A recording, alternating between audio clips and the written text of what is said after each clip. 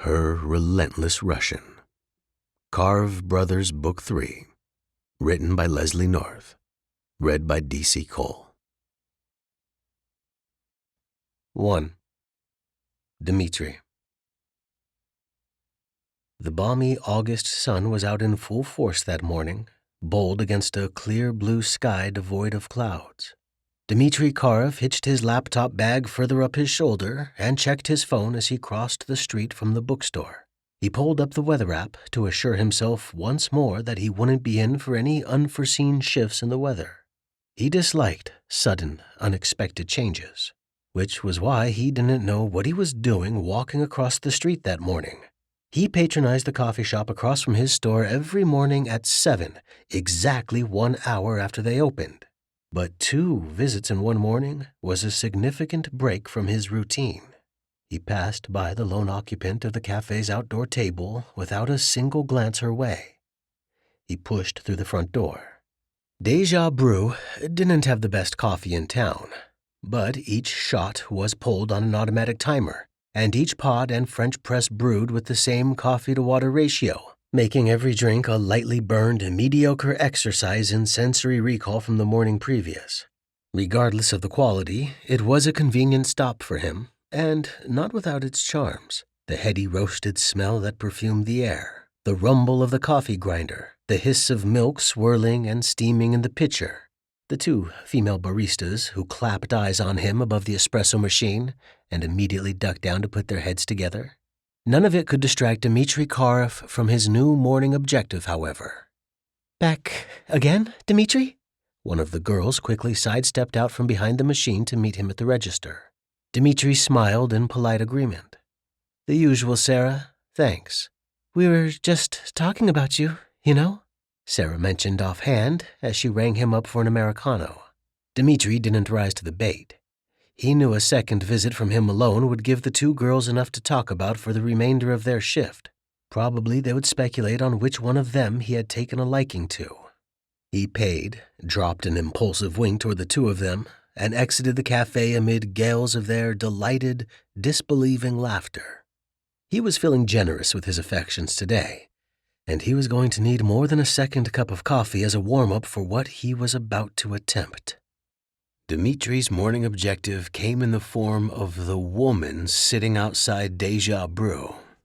He hated to embody the male hunter cliché, but the cliché existed for a reason. His reason for leaving his multitudinous stacks of dusty old books and unpacked online orders behind him in the shop was currently perched behind her own laptop outdoors, in clear view of the bookstore's front desk. He had noticed her presence across the street about a week ago. She appeared to be a regular now, and she regularly disrupted his concentration when she set herself up to work outside. Today, the woman's hair was a wildly textured bubblegum pink, as freshly dyed as that morning from the looks of it. She changed her hairstyles as easily as other women changed their wardrobe or shoes. But it was the curvaceous beauty that existed beneath the rainbow mane that Dmitry always recognized on sight. She was full-mouthed, ivory-skinned, and sensuously proportioned. She looked as if she had walked right out of the panels of a superhero comic strip illustrated by optimistic 20-something college boys. She was a creature unlike anything Dmitry had ever seen before, and he was determined to get a closer look today. The bell chimed as he exited the coffee house to put his plan into action. He moved around the side of the table and eased his bag onto the bench. "This seat taken?" he asked the woman. He winced inwardly at himself, but kept his expression perfectly cool and neutral. He had primed himself to say nothing, to just set up and go back in for his drink. Why did those have to be his first words to her? Oh well, at least the ice was broken. The woman glanced up at him from beneath a pair of dark, sultry lashes, her surprise at being approached evident on her face. He felt certain the eyelashes must be false, but he would need a closer examination to confirm his theory. If anything, the realization that she might take additional time to make herself up in the morning was an unexpected turn-on for him.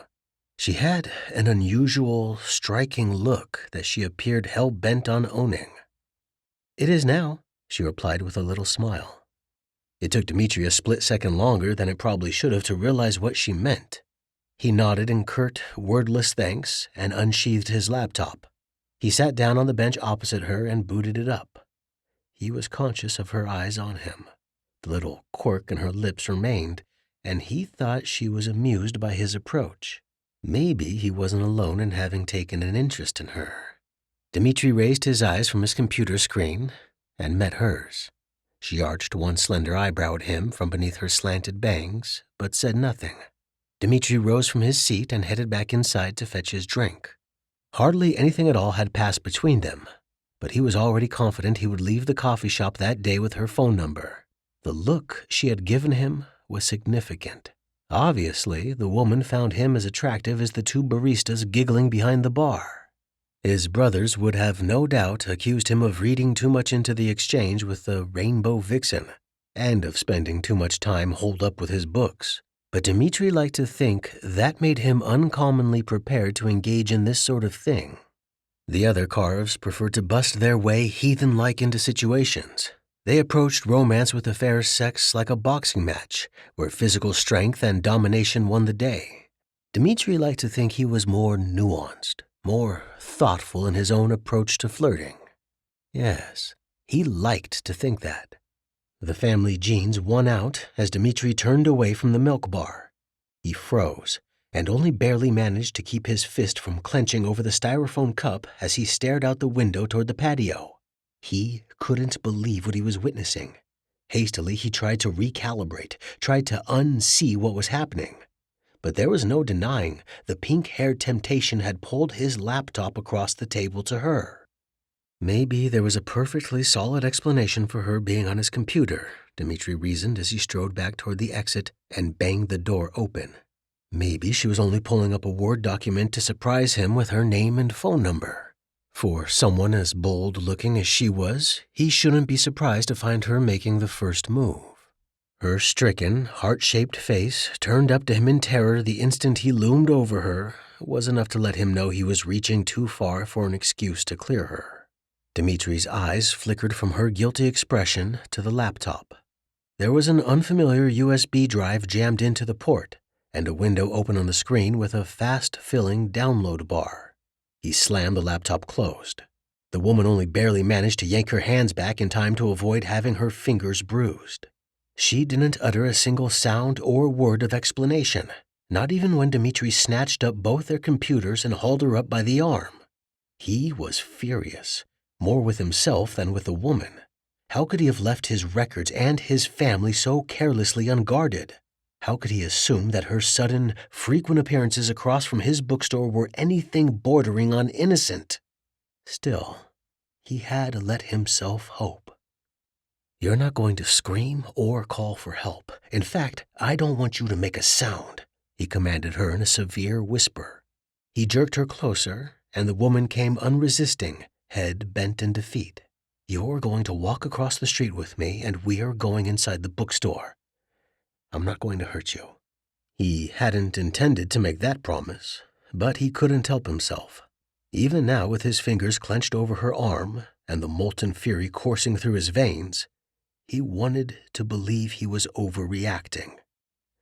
But she came with him, stood without a word exactly as instructed, and let herself be hauled off the coffee shop patio and out into the street.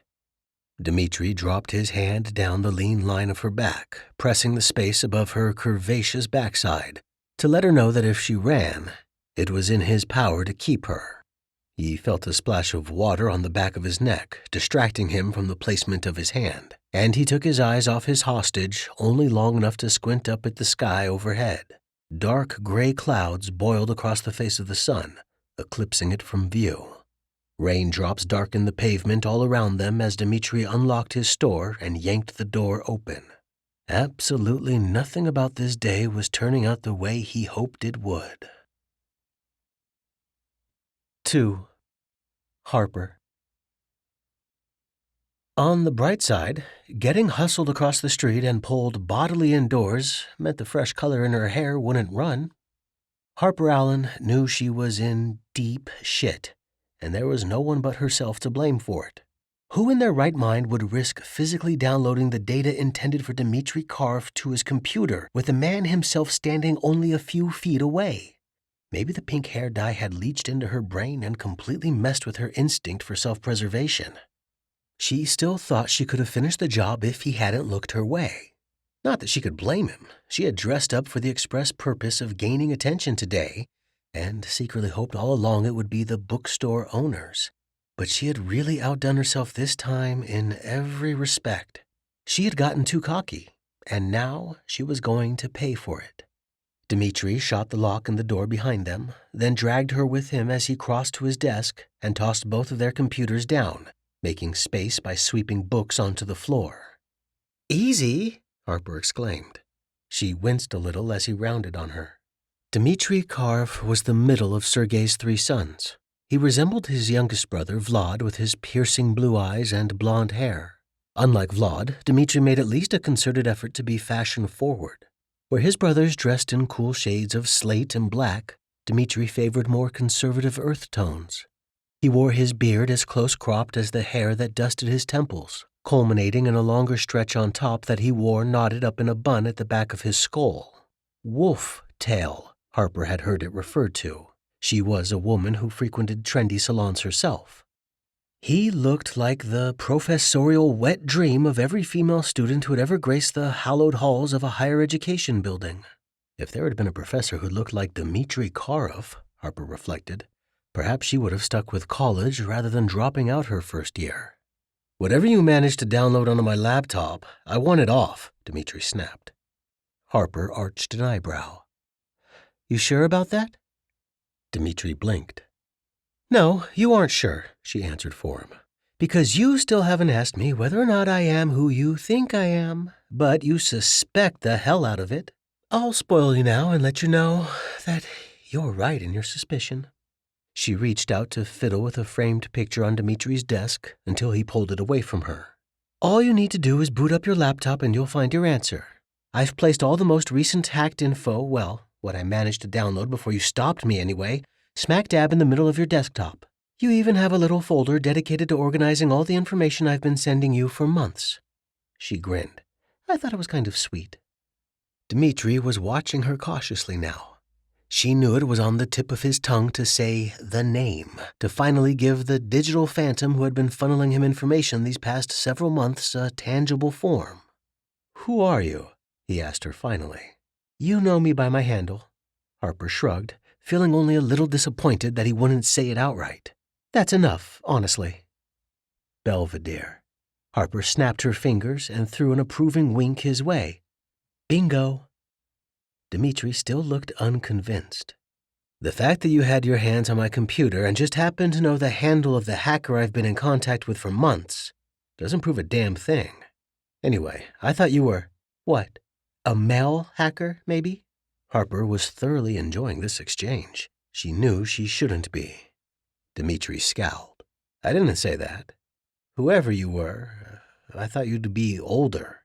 I thought you wouldn't be so lively, gorgeous, ample-chested, reckless. If you are who you claim to be, you had no way of knowing how I would react to finding out your real identity." Dmitry snatched a spare stool from behind his desk and spun it around front, clearly commanding her to take a seat. "And you've done absolutely nothing so far to convince me why I should trust you. Give me one good reason I shouldn't call the feds on you this instant. And don't think for a second that I wouldn't. I've got one practically on speed dial." "Savannah Casiero," Harper said, affecting her best bored tone of voice and ignoring the stool point blank. Dmitry withdrew a little in surprise. "The only competent agent operating out of the Blood Diamond Task Force. She's currently dating your older brother Maxim. You think she might only be using him for his old mafia connection, and you're not sure if you approve. I didn't get that last little detail from pulling up any files online, by the way. I just guessed. That's the thing about us female hackers. We have a little built-in tool at our disposal called feminine intuition." "I approve of anything that brings either of my brothers happiness," Dmitry replied coldly. "Why don't you sit down?" "You're a family-oriented guy, Dmitry. You're loyal." Harper continued as she moved off into the store. She heard the desk chair scrape behind her as Dmitry rose to follow, and she masked a little smile to herself. Who said the cat-and-mouse pursuit between them had to end with the exposure of her identity? I can appreciate that. In fact, it's a character trait I find to be incredibly attractive. She accidentally interrupted her own cool monologue by brushing too close to one of the shelves. She heard several books tumble out of their carefully filed system behind her, and Dmitry swore. Harper stifled the urge to stop and help him reorganize as she moved off again. She had to keep the momentum going. Yeah, you're a family guy, she repeated, as she paused to lift an enormous dusty tome off one shelf. She gently blew some of the dust off it and heard Dmitry cough behind her. She was surprised the anal-retentive bookseller had even allowed any to accumulate. But you're also a smart guy, she continued. Smarter than your brothers. That's why I chose you. Conveniently, I also find you the most attractive brother of the bunch, she mused as she dumped the book down atop an empty chair and kept browsing. Come back to the front. She liked the warning in his voice. It meant she was getting to him. You're going to turn the whole store upside down. Maybe, she mused as she flitted further back among the stacks. But maybe this place could do with a makeover. She caught a snapshot of Dmitry between the shelves and stopped to hold his gaze. I've funneled you enough information for you to have guessed by now that your father's death was an inside job. He stood on the other side of the shelf from her, his handsome, exasperated face mirroring hers. A muscle in his jaw flexed at her words. I guessed that before. Inside the family, she corrected him. And not the so-called family of the Russian mob. I mean your family. Sergei's family. How do you know my father? Dmitry pressed, pursuing her again as she moved off. Harper tried to keep her voice, her expression, carefully neutral. She wouldn't lie to him, but she didn't have to let him know the depth of her attachment to his father either. You like stories, she offered, stepping her fingers along the spines of Dmitry's old books. Here's a story for you. Once upon a time, there was a family, a mother and a father and an only daughter, who found themselves in debt to the Mafia. They were good parents, but not always conscious about where the money they were borrowing really came from. Harper winced. Anyway, when the Mafia finally came to collect, these really seriously stellar parents had nowhere to turn. Nowhere to turn but their daughter's tuition fund. I can see where this is going, and for the record, they don't sound like stellar parents, Dmitry muttered behind her. Harper turned to consider him and saw a fleeting look of sympathy pass across his face. Her eyes narrowed. The next time her fingertips found a book, she hooked them and pulled it deliberately off the shelf. Dmitry gave a strangled noise of frustration and hurried to rescue it off the floor. You're one to talk. When your daddy came around less than a year later and invited himself in, you think my household, rather this storybook household, was happy to see a guy like Sergei Karev? Do you think he was bursting at the expensively tailored seams with obvious parental ability? I know he wasn't, Dmitry intoned. Harper shook her head. No, she agreed. Not usually, anyway. But I also know you know better than anyone that he's a man capable of leniency, of compassion, or at least his version of it. It had gotten back to him how my parents repaid their debt. He said it wasn't right for a young person in this country to go without an education. He offered to pay my way through school. Dmitry stood silent, still holding the book that required reshelving.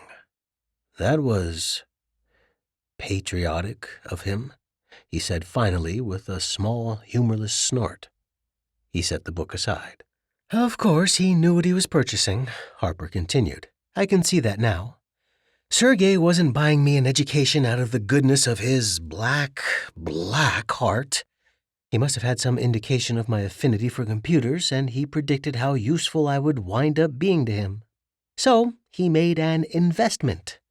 Harper reached out and grasped a small marble bust, pulling it from the shelf. The bust had been acting as a bookend, Several volumes gave over to the domino effect and toppled, throwing up a cloud of dust. "Please stop touching things," Dmitry begged. "I wound up dropping out eventually," she carried on. "My professors couldn't teach me anything I didn't already know, and they were less willing to bend the rules. You can't put a limit on an education in the digital age. Conventional wisdom and things like morality just get in the way. I still try to adhere to them, of course. I still try to use my talents for good."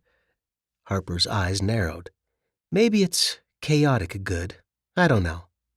"Chaotic, definitely," Dmitry said behind her. "So, in conclusion, at the end of the day, let's just say my relationship with your dad was complicated."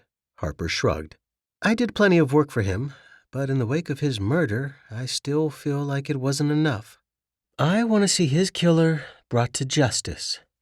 I want to see if Sergei anticipated his death." She put the bust back on the wrong shelf, facing the wrong way, and left me a trail of breadcrumbs to follow. "So, what do you say, Karev?" She turned back to him with a grin. "Want to be the Hansel to my—" Another body slammed against hers. Harper's own surprised outtake of breath cut her off as she found herself abruptly turned and shoved back first against the shelf. A puff of dust unfurled around her, momentarily obscuring her vision. Although there was only one other warm body in her vicinity that could have been responsible for the assault. "Stop touching things."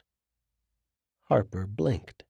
Dmitry had thrust himself against her, his taller, more muscled frame in almost perfect alignment with hers. She could feel the all-too-male heat radiating off his body and realized it had been a while since she had let a man press himself this close to her. Not that she was letting this happen. He had attacked her out of the blue. As far as she was concerned, an overreaction to her investigation of his store. His hands gripped her shoulders, holding her firmly in place. Just to prove that she could still move of her own volition, Harper attempted to push them off her. Dmitry pulled back only long enough to snatch her wrists out of the air and pin her in place against the bookshelf. "Any other requests?" she asked in a breathy whisper. A long, wordless moment passed between them, and she felt compelled to fill the silence with words in case the Russian decided to fill it with something else. Then again, would she really object to it if he had? Harper licked her suddenly dry lips and noticed Dmitry's steely eyes drop to follow the sweep of her tongue. "I have plenty." He applied a bit more pressure to her wrists until Harper could feel her own pulse hammering wildly beneath his grasp. If he felt it, he didn't relent. If anything, he pushed closer as if the rhythm of her heart drummed an invitation. "I want you to tell me your name, your real name." "Harper. Harper Allen," she replied. "I'd shake your hand, but both of mine seem to be occupied at the moment." Dmitry pressed closer until she was certain she could feel his pelvis butting up against hers, but she didn't dare look down to confirm. "Tell me why I should believe you, Harper." His handsome face hovered so close to hers that she couldn't be sure if it was the truth Dmitry wanted or something closer to a kiss. She admired the fact that he could still think clearly enough to string words together in the proper order. She was certainly having some trouble with it. "My pocket," she managed finally. She nodded down between them. "My left back pocket. You'll find a phone. Get it out and open it. The password is 311. "Seems a bit simple for you," Dmitry murmured as his right hand slipped from her wrist and moved downward. Harper arched her back a little to grant him better access and felt the warm, solid breadth of his palm slide inside her jean pocket and cup her smartphone. That was all he allowed himself to cup, she noted in frustration as he drew her cell out and punched in the code. "Did you just call me complicated?" she asked. "I'm flattered." Dmitry's mouth flexed in a small smile. "I have a feeling complicated doesn't even begin to describe you." "Pull up my text history," she instructed. "Hell, pull up my email history if you want." You'll find all my conversations with Sergei have been preserved. She wriggled a little beneath him, not as uncomfortable pinned against the shelves so much as she was letting someone else invade her digital privacy. She supposed this was what her victims must feel like when Belvedere was on a ruthless hacking campaign. This is everything. Dmitry shifted his weight to one hip, his grip on her wrist relaxing somewhat. This is a lot of information. He swiped his thumb as he scrolled. I assumed someone with your skills would be more organized than this. I'm sentimental, she quipped. And also I figured the day would come when eventually we had to meet, and I would have to prove my connection to your family. So I saved it all. She peeled her painted lips back in a radiant smile. You knew we would meet? Dmitry eyed her skeptically, her phone and offered proof forgotten. Us, specifically. Was it her imagination, or had he craned himself closer to her again? Harper fluttered her eyes. The handsome bookseller was so controlled, she couldn't allow herself to blink and miss out on a single slip, no matter how small. He leaned in, his chest pushing against the voluptuous offering of her breasts, and there was really no mistaking his advance. I can feel your heart racing, she whispered. She may be cornered, but Belvedere kept herself as cool as a cucumber. It had to be his. Then, to try and lighten the mood, she arched her eyebrow and pursed her lips thoughtfully. Too much coffee? I've been watching you long enough to know your routine. 2 cups is double your usual intake. You might want to sit down and take a breather. Maybe he wasn't alone in needing one. Harper found her breaths coming shorter as his gaze penetrated her. She was a butterfly pinned to the wall of his collection, at the mercy of his inquest. Your eyes, eyelashes, they're real, he said finally as he pulled back. Harper blinked and felt very, very self-conscious of her appearance in the aftermath of his statement. Of all the things she had expected Dmitry to do to her in his fired-up state, retreat from their compromising position against his bookshelf was not one of them. Remarking on the validity of her appearance was another. Don't sound so pissed about it, she grumbled as she reached out to adjust the collar of her tank top around her weighty breasts. If she was looking to let a breeze in, it was a wasted effort. There was no cooling off after having him that close. What the hell is the matter with you? Any other man in his right mind would have taken full advantage of your situation. That had to be it, she realized. Dmitry Karev, the clean-cut and unassuming bookish brother, was secretly and completely out of his right mind. Maybe that sexy man bun of his was pulled too tight around his temples and distracting him from other male extremities prone to tightening in her presence. Harper was willing to give him the benefit of the doubt for their first meeting. She was probably more woman than the bookish introvert knew how to deal with at a glance. Dmitry crossed his arms and watched her cautiously. For her part, Harper found herself enjoying the way his new defensive stance emphasized the muscles in his arms beneath the material of his sweater. All of this keeping her distance during her reconnaissance campaign hadn't provided her with the up-close opportunity to really study him. Evidently, the feeling was mutual. From a distance, I thought they might be fake, he said finally. That's all. She was still uncertain if she was supposed to be taking his remarks as compliments or not. The fact that he hadn't pressed his physical advantage over her sure felt like a slight. Then again, a female hacker finding herself compromised probably shouldn't be inviting more confrontation than she had to. Do you wish I'd kept my distance? She asked curiously. I thought it might make things easier between us if you knew who I was.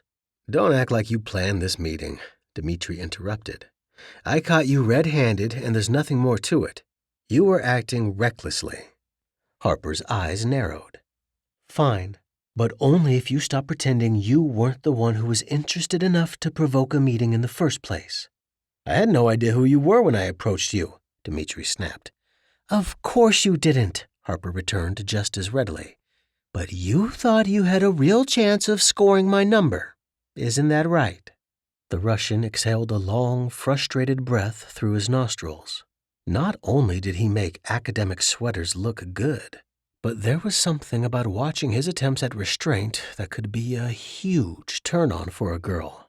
Just what would it take to unravel Dmitry Karev's composure completely? She thought she had caught a glimpse of it at the coffee shop, and the memory of his rough handling of her was enough to make her heart speed. Dmitry may have been out of the Mafia for the better part of a decade, but that obviously wasn't long enough to bank the fire in his blood completely. She wondered if their thoughts were one and the same, because Dmitry turned from her then to escape behind his desk. Like a lion willingly putting itself back in its cage, Harper mused as she followed after him. "So, you've got me. What do you plan on doing with me?" she asked, folding her arms beneath her pillowy chest, deliberately, she may as well admit to herself, and leaning against his desk. "Nothing," he replied as he eased himself down into his chair. "I'm tired of playing games with you. If it really is your intention to help my family investigate my father's murder, then I assume you're willing to share what you've found so far." Harper studied him for a long moment. "No more games," she agreed finally. "You aren't wrong. I really do want to help." "Then why hide it? Why hide your real identity for so long?" Dmitry asked. "I'm shy." This earned her a snort of amusement, and Harper couldn't help the wry smile that graced her own lips. "Why? Couldn't you tell?" She pressed the joke as she joined Dmitry behind his desk. The bookseller moved aside to allow her access to his computer, but he didn't go far. In fact, he sat so close she could feel the press of his shoulder against her arm. "I can tell," he replied. "The pink is so understated. It really screams, 'I'm uncomfortable with human interaction.'" Emphasis on screams. "You like it," Harper accused as she alighted on an available corner of his chair.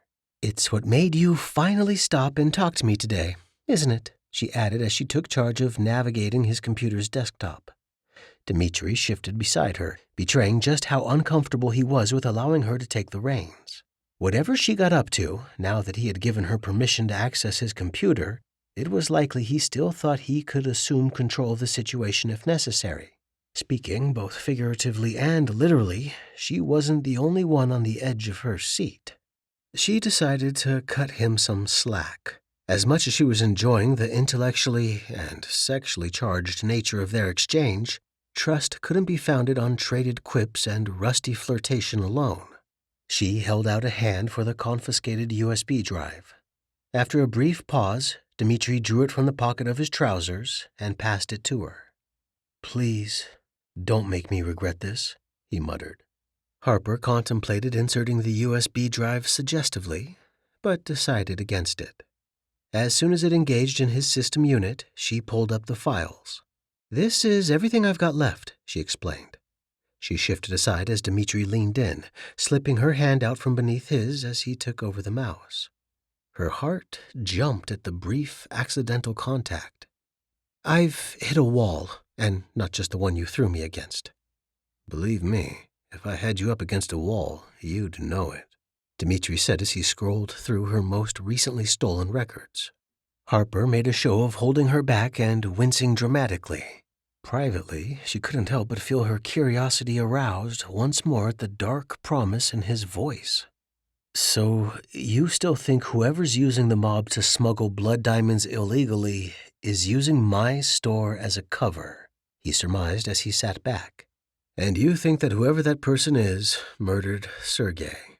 Possibly my father discovered the operation and threatened to expose them. The Russian mob doesn't take kindly to this sort of import, especially if its resources are being expended without any knowledge or bookkeeping." He tried to cross his arms, but his left arm wound up going around Harper's shoulder. They disentangled themselves quickly, awkwardly, and she stood to allow him some room to himself to think. "Correct. That's what Belvedere thought, and that's what I think too." She sighed, blowing a stray strand of cotton candy pink hair out of her eyes. I don't know how, and I don't know why, considering you hardly ever leave here. That's not a compliment, by the way, but your antisocial nature definitely makes you something of a built-in gargoyle for the store. I'd have a better idea of how they're passing messages if I could look around more. She moved off as if to take back up her exploration of his shelves, and heard the desk chair rear behind her violently. She pulled a face. Seriously, I promise not to get your precious systems out of order. But if we want to uncover anything, we're going to have to... Hey, what the hell? Where do you think you're going with my stuff? It stays here with me, Dmitry said as he carried the bag of electronics into the back room. Harper loped after him, furious that she had left her cherished trove unguarded.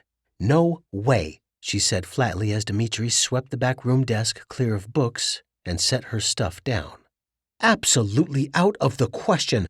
I run my operations out of my apartment. Or various coffee shops, he said in wry amusement. If you think I'm going to settle for working under your supervision, then you have another thing coming, she exclaimed, fisting her hands on her hips. Despite her battle-ready words, she felt completely helpless to stop him as he began to set her things out for her. And anyway, I thought you trusted me now. He threw his head back and gave a rich laugh at this. Harper didn't know whether to feel offended that she was the butt of some private joke or pleased that she could amuse the somber-faced Russian. She decided to settle for a little bit of both. Get the rest of your stuff from home, he instructed, taking her by the arm to steer her back out to the front of the store. I trust you enough to let you out of my sight for that long. Huh, because you have collateral, she muttered mutinously, trying not to thrill too much at his authoritative touch. You know that I have no choice but to come back. Not that I wouldn't of my own free will, she mused as Dmitry whipped his jacket off the back of the chair and settled it around her bare shoulders.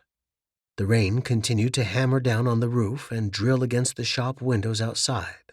Something told Harper the storm was only just beginning. The sooner she hurried home, the sooner she'd be back and sheltered once more beneath Dmitry's roof. He unlocked the door, and she hurried out into the downpour. When she had put a block between them, she turned to look behind her and saw him still standing in the doorway, watching her depart. Was Dmitry Karev her collaborator or her warden? Whatever he was, Harper knew she was on the hook. She sank back beneath the safeguard of his jacket, losing herself in the comforting smell of fresh coffee and wizened old books, until the rain faded from her awareness. Less quick to fade was the memory of Dmitry's lean, strong arms pinning her on either side. What would she do if it happened again? And might it not be a question of if, but when? 3. Dmitry. Less than 24 hours later, Dmitry was adjusting to his new work situation.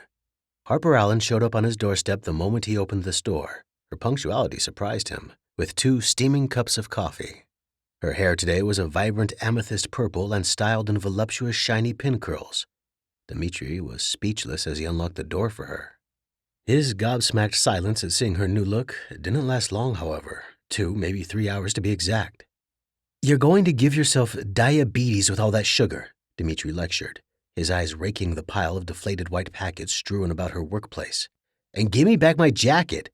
No way. Harper hunkered down beneath it protectively, as if she expected him to wrench it from her shoulders. It's cold in here. We're in the dead of fall, Dmitry. It wouldn't kill you to turn the heat up, you know? Do you pay the bills around here? He prompted her. No. That's what I thought. The temperature is perfect the way it is. No touching the thermostat. And no trying to hack into it from afar either. He didn't press the issue, though, and she didn't argue with him. He couldn't help secretly enjoying the sight of her wearing his jacket. Then again, her insistence on draping herself in his clothing meant he couldn't really get a good look of what she was wearing underneath it. He knew it was something short and black, the skirt of which terminated well above her knees, but that was all he could gather visually. He decided to preoccupy himself and turned his attention to setting his things up. Once his own side of the back room desk was organized, Dmitry eased down into the spare folding chair he had brought from home. He untucked his glasses from his shirt pocket and slipped them on, glancing Harper's way again as he did so. There was no denying that he looked and felt completely out of place in his own domain. The woman had hauled a Rubbermaid tub full of computer parts back with her on the city bus. Spare cords, keyboards, and routers spilled from the bin and onto the floor. Horrifically, he saw many stripped wires among them, their exposed copper innards gleaming in the office light. Surely so many of them bared together constituted a fire hazard of some kind. Harper's own workspace was an even bigger mess than the floor.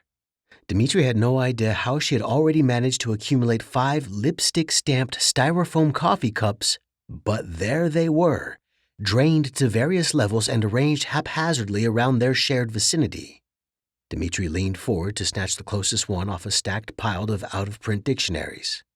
"My books are not to be used as coasters," he stated as he whisked the offending cup away. "In fact, most of these volumes happen to be very valuable. I would appreciate it if you treated them that way." Harper glanced around in wide-eyed confusion. "Then why are they just strewn all over the place like this?" "Because you made them this way," Dmitry replied with forced patience. He tossed the cup into the waste bin before it could turn to packing peanuts in his clenched hand. He decided a change of subject was in order, even if everything else wasn't. "So, what's the plan?" he asked her as he turned back to his laptop. "Well," Harper drawled as she leaned back in her chair, "I was thinking about infiltrating Rosa today. Security around their properties is as tough as your tightwad personality, but there's a back door I've been meaning to exploit." Dmitry endured her insults, trying his best not to glance too conspicuously down past the desk when she mentioned backdoor exploitations. Harper shifted her legs, and the hem of the tiny black dress she wore glided up one creamy thigh. No wonder she was freezing beneath his jacket. Had she dressed herself up for him? He could think of a few ways of warming her up, and fetching the woman a redundant cup of coffee was not one of them. "Slick Cycles." Harper continued to rattle off the names of local businesses with mob ties. Dmitry blinked and realized belatedly that she had been speaking to him this entire time, listing potential marks for Belvedere to hit next.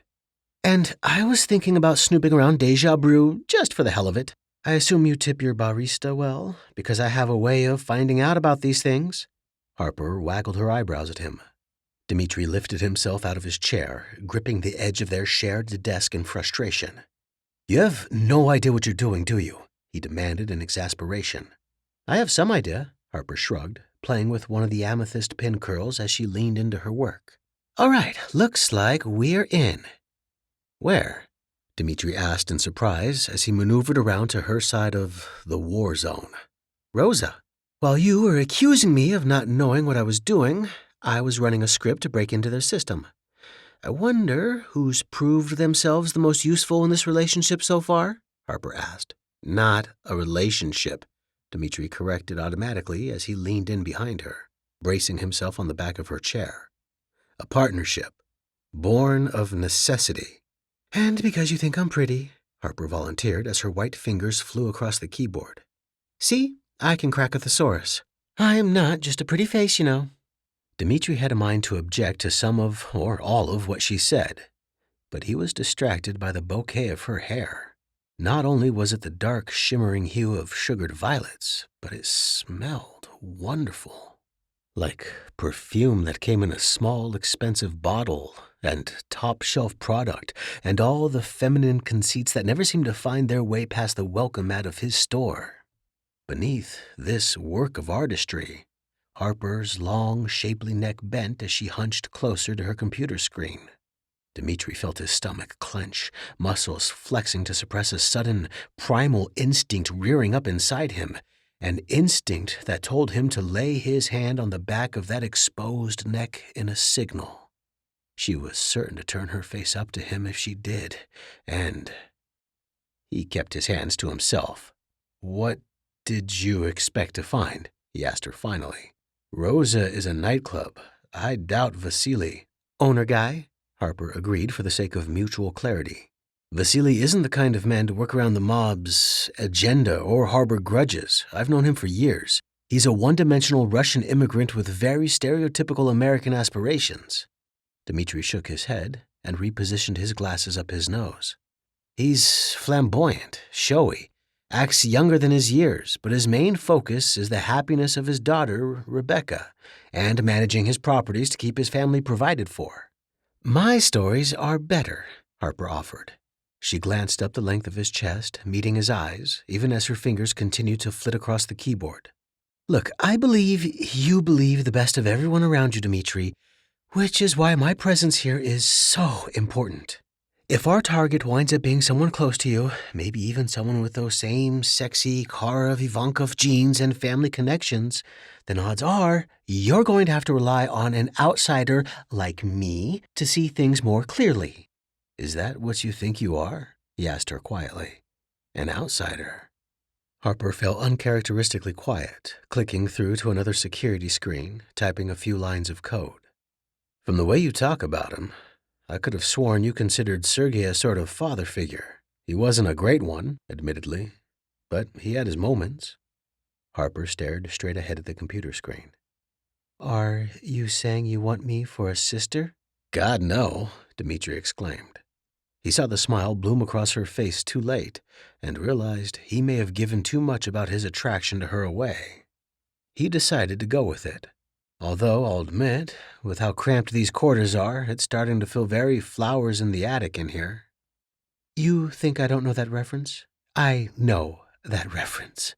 Harper pushed back from the desk and rose, still wearing the same smile. Was it the backroom light filtering through her outrageous purple hair and casting the blush across her face?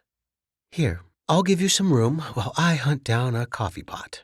You've got to have one hidden around here somewhere. Don't you think you've had enough? Dmitry mused as he sat down. Last cupboard on the right over the sink, he instructed. What am I supposed to do with this? He gestured to the screen. Don't touch anything, Harper stressed as she pulled the dusty coffee pot down, along with a crumpled bag of beans Dmitry had forgotten he had. Just shout over to me if anything weird happens. Something weird is happening? Dmitry said uncertainly as he watched the screen. I mean, the green bar stopped filling, and now there's a red bar. Now the red bar's flashing. Wait, what? Harper hurried back over to look. One glance at the screen, and she dropped the bag of beans she was holding right into the Rubbermaid tub along with all her tech pieces. Oh, shit, she exclaimed. That is not good. Before Dmitry could slide out of the way, Harper had dropped into his lap and resumed the driver's seat. He lifted his hands, holding them aloft awkwardly, but he couldn't quite bring himself to settle them on her curves and push her off again. He gritted his teeth in silent acceptance, trying not to think about the warm press of her body and how good it felt against his sure-to-stir groin. He felt sure the male brain wasn't built to handle all this stress. What is it? What's happening? He wished the question didn't sound so strangled leaving his lips, but he had to make sure he didn't let slip a groan in the process. A new security system, she stated. One I've never seen before. From Rosa. She jerked her head in a nod, hair bouncing and buffeting him in the face. He could imagine all too vividly what it would be like to position himself behind her, too. This is bad, really bad. Her fingers flew across the keyboard. It's an automated counterstrike. Rather than defend against my invasion, they're using the same pathway I drilled into their inner system to attack me back. Clever. I take it being drilled is a bad thing, Dmitry said. He was only barely following her, but he knew they were in bigger trouble than just the situation localized to his pants. So, you have a plan for this sort of thing, right? Plan? Right. Harper's fingers continued to clack the keys. Unfortunately, the woman wasn't as skilled at inspiring his confidence as she was his erection. If it's automated, then that means it's your brain against the computer? Dmitry snapped. Are you telling me there isn't a maneuver for this sort of thing? As much as I appreciate your compliment about my mental prowess, this isn't internet chess. There's a lot more at stake here than just a victory for the computer. Harper turned, and their faces nearly collided. She blinked her thick lashes in surprise as Dmitry quickly craned himself backward. It was as if she hadn't realized she was sitting on his lap this entire time. The counter security measure is set to delete everything it has access to in the next Less than 5 minutes. That doesn't just mean we lose what we're looking for. It also means everything I've ever programmed is forfeit. It's fried. The security system amounts to a big fuck you, and it's going to self-destruct if I don't act fast. Why don't you slow down and think? Dmitry demanded angrily. He seized hold of her waist to keep her in place as she leaned to the side, grabbing for one of her spiral notebooks. Cold coffee sloshed out of an overturned cup, but he couldn't reach far enough past her to salvage the book it stained. Why don't you plan? There's no time for a plan. Harper snatched the notebook and flipped to a page in the far back. Her penmanship was completely illegible to him. It looked as if it ran backward and forward and inverted in on itself, like one of Leonardo da Vinci's famously coded diaries, although it was definitely in English. It didn't surprise him that none of her equations adhered to the built-in lines of the paper. Here, read this off to me. She passed the notebook back to him. Dmitry pushed his glasses up his nose and studied her hieroglyphs, proceeding to rattle off words, numbers, commands, never entirely understanding what he said and certain he must be rereading every other line. But Harper seemed to instinctively know what he intended. The next time he glanced up, the flashing red bar had disappeared. A second later, the green load bar zoomed to completion. Got it. They shared a sigh of relief as Harper settled back against his chest. She felt so overwhelmingly good nestled against him, with his chin barely grazing the crown of her head, that Dmitry almost said so. He almost wrapped his arms around her waist to secure her against him. It would be so easy from this angle to aid in her skirt's ascent, to run his hand up her thigh in a tentative first exploration. Good. He rocked them both forward and dumped her off him. Whatever that was, don't let it happen again. I can't afford to have any of what we're doing here traced back to my store. And I can't afford to build any of my programs from scratch, Harper stated. Was it his imagination, or did she sound slightly sulky, maybe even slightly disappointed? When Dmitry removed his glasses and narrowed his gaze for a better look, she had already turned away from him to rummage through her rubber container of wires.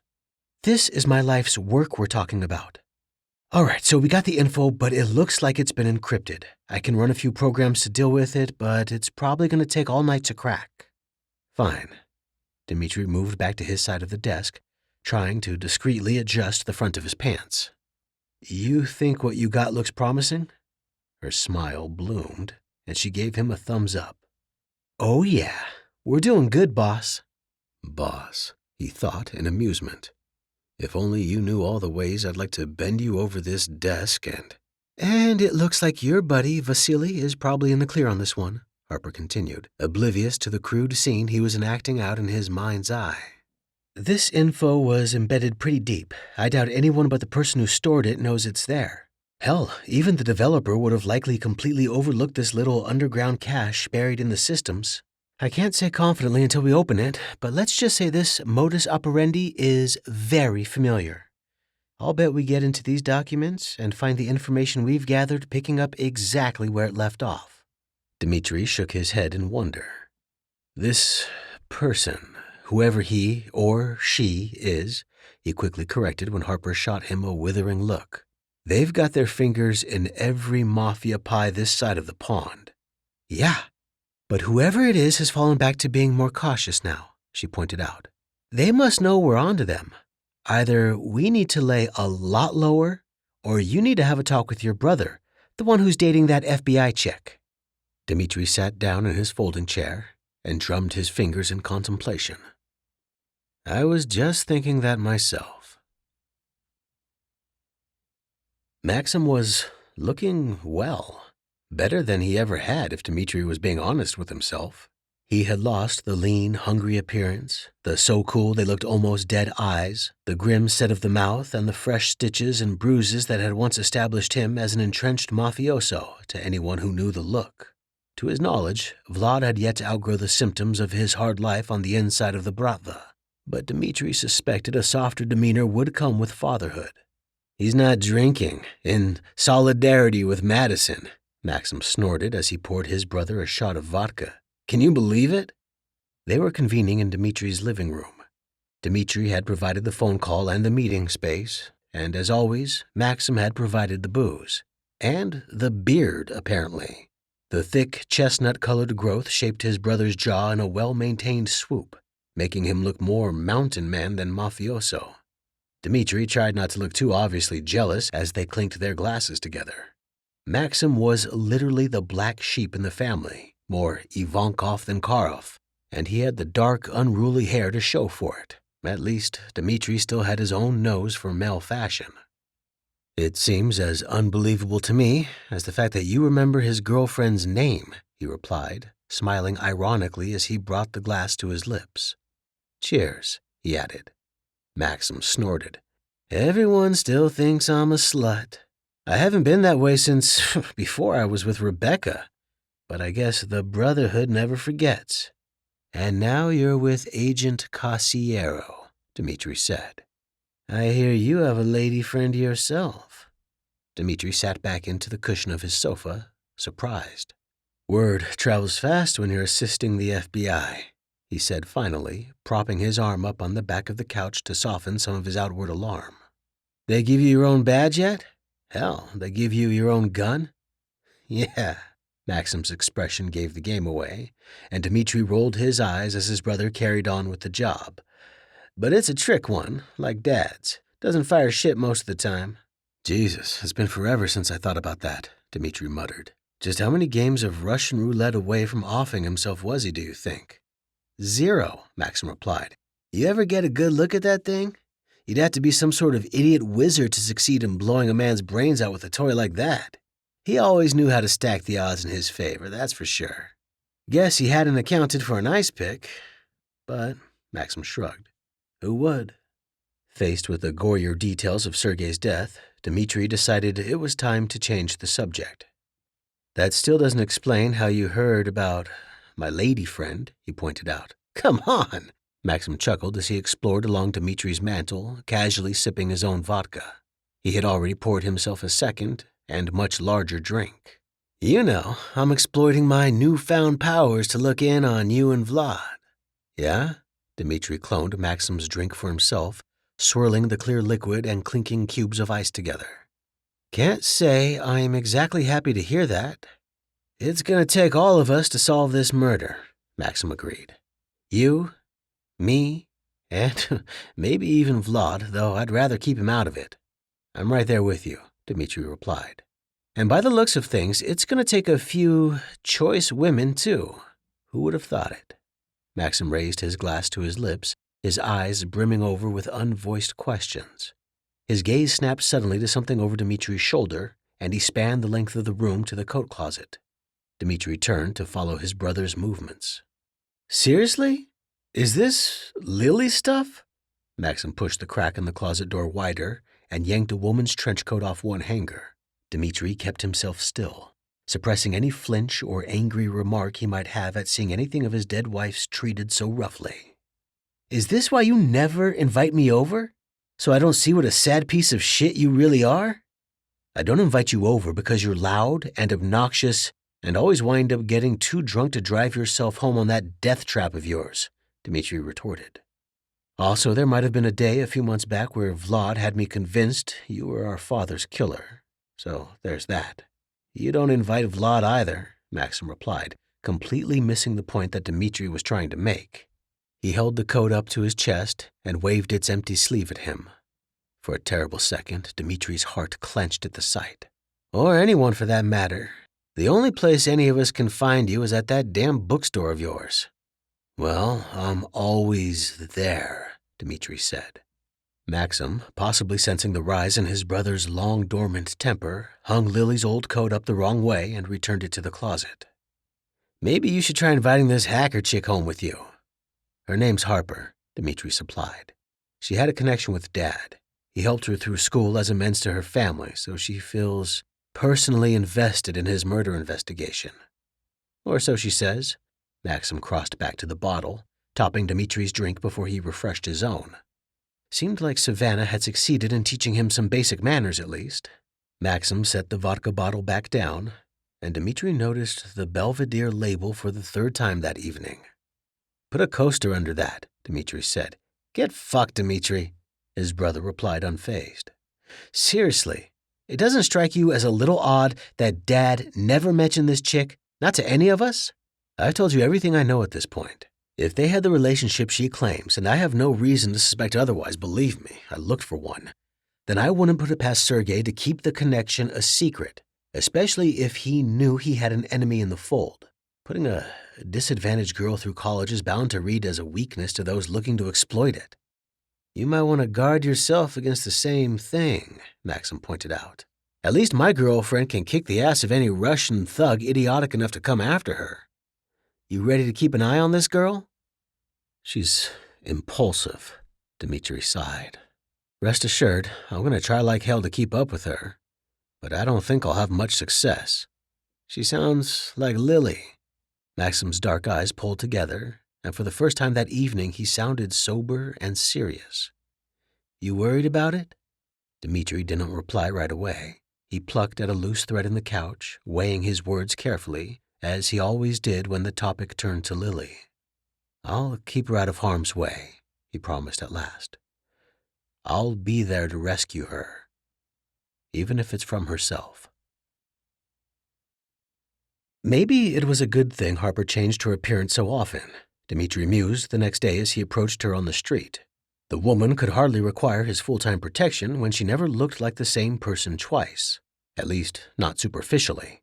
Today she wore a straight black wig with blunt bangs and a knockoff pair of matte Wayfarers similar to his brother Vlad's, although Vlad had invested in the real thing long ago.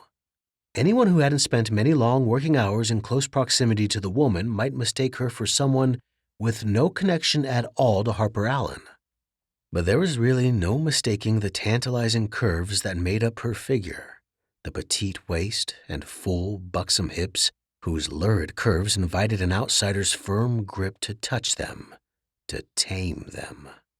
To Dmitry, there was no mistaking the sincere quality of her smile, the way her voluptuous red lips curved and her cheekbones pronounced themselves when she saw him.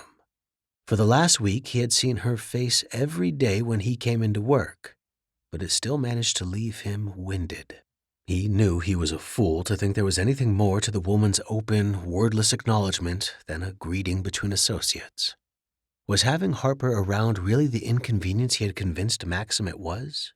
Yes, it is, Dmitry reassured himself as he stepped up to the sidewalk to join her.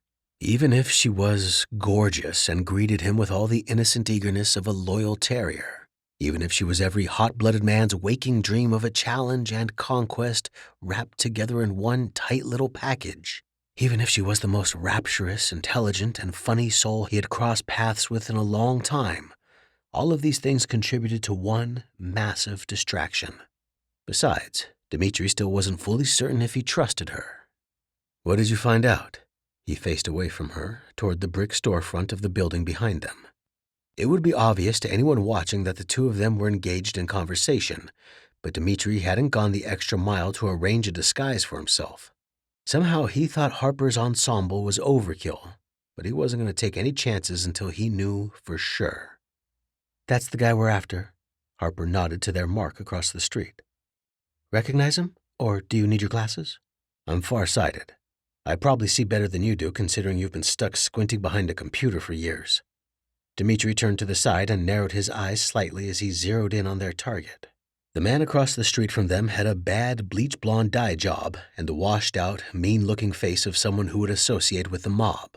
While Dmitry recognized the mold the man was cast from, he didn't recognize their target personally. I've been out for too long, he said finally. I don't recognize him. He must be new blood. Are you saying that he's the murderer? No, Harper murmured. She barely moved her lips as she spoke.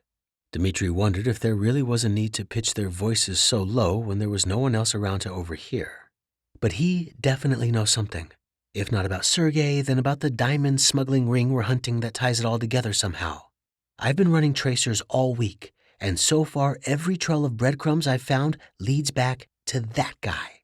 His name's Boris. He co-owns a nightclub down the street from Rosa, real up-and-coming. He's directly competing with your pal Vasily. How he and his partners are funding their operation remains steeped in the deepest of mysteries. Or does it? You think he might be trafficking the diamonds through his club, Dmitry said. Harper nodded. At least some of them. Not all. We already know that whoever's responsible has been running their contraband through the O'Connor Fine Arts Gallery, and that they might even be using your own store to get messages out. Dmitry frowned deeply at Harper's last comment, but he knew it was no use arguing with her on this point. It was certainly harder to prove a negative than it was for her to insist his bookstore had been pulled into the mob's spiderweb without his knowledge or consent. "So, what now?" he asked finally. "I assume you didn't buy a new wig just to give me the rundown of your present suspicions. You got a plan to deal with this guy?" Who am I kidding? He thought in the aftermath of his question. Of course you don't. She surprised the hell out of him then when she came back with a winning smile and ready response. "You want a plan?" Harper tipped her sunglasses and raised her eyes to peer at him suggestively. "Oh, you better believe I've got a plan." 4. Harper. "This is a terrible plan," Dmitry stated. "God awful. Absolutely the worst. I mean, have you ever even made a plan before?" The cranky bookseller crossed his arms and leaned against a tree as Harper paced in front of him, pulling a hair tie from around her wrist and tethering the raven tresses of her wig back. They had walked a half block to the small green lawn that passed for the neighborhood's public park, far away from any potential audience. She needed to get herself into the right headspace for what she was about to attempt. But Dmitry's disbelieving, if unintentional, insults were making it hard for her to focus. "Because I really don't think this would constitute one, a plan," he continued. "You can't anticipate in any detail how this will go. It's risky, it's irresponsible, moreover, it's just not possible. A member of the Mafia is going to let a woman like you put your hands down his pants for one reason and one reason only, Harper, and I think we both know what that is. You try anything else, whether you're a man or you're a woman, you're going to find a knife or gun drawn on you. You'll be lucky if you get away from him with your skull still intact, never mind successfully coming away with your intended target." "What?" Harper secured her ponytail and flipped it over her shoulder. "You don't think I can do something as simple as flirt with a man and pick his pocket?"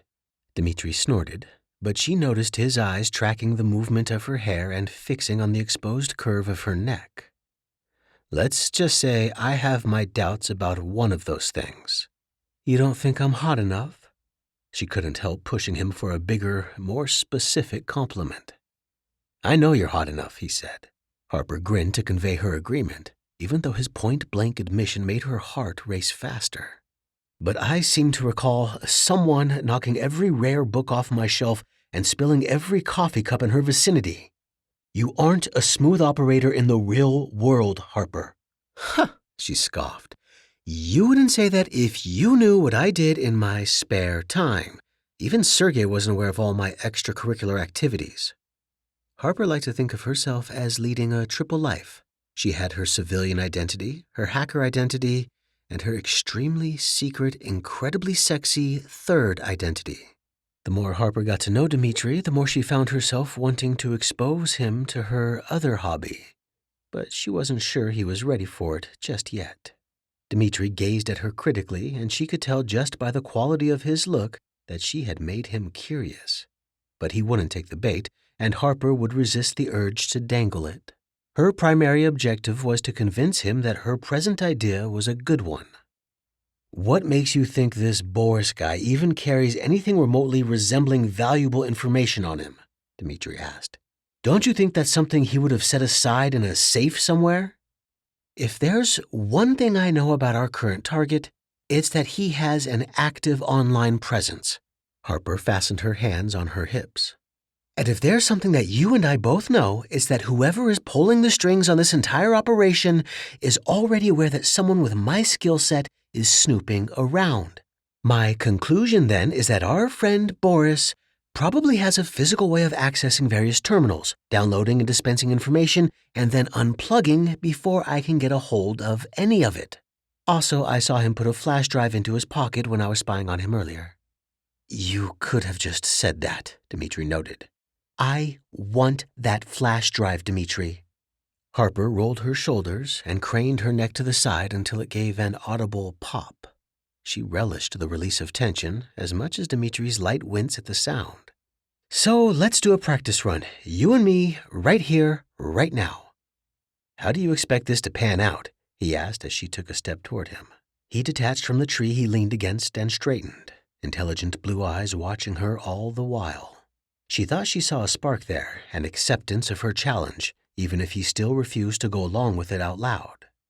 "I already know you're going to try and pick my pocket, so you've already lost the element of surprise. There's really no offense you can run that I won't be ready for."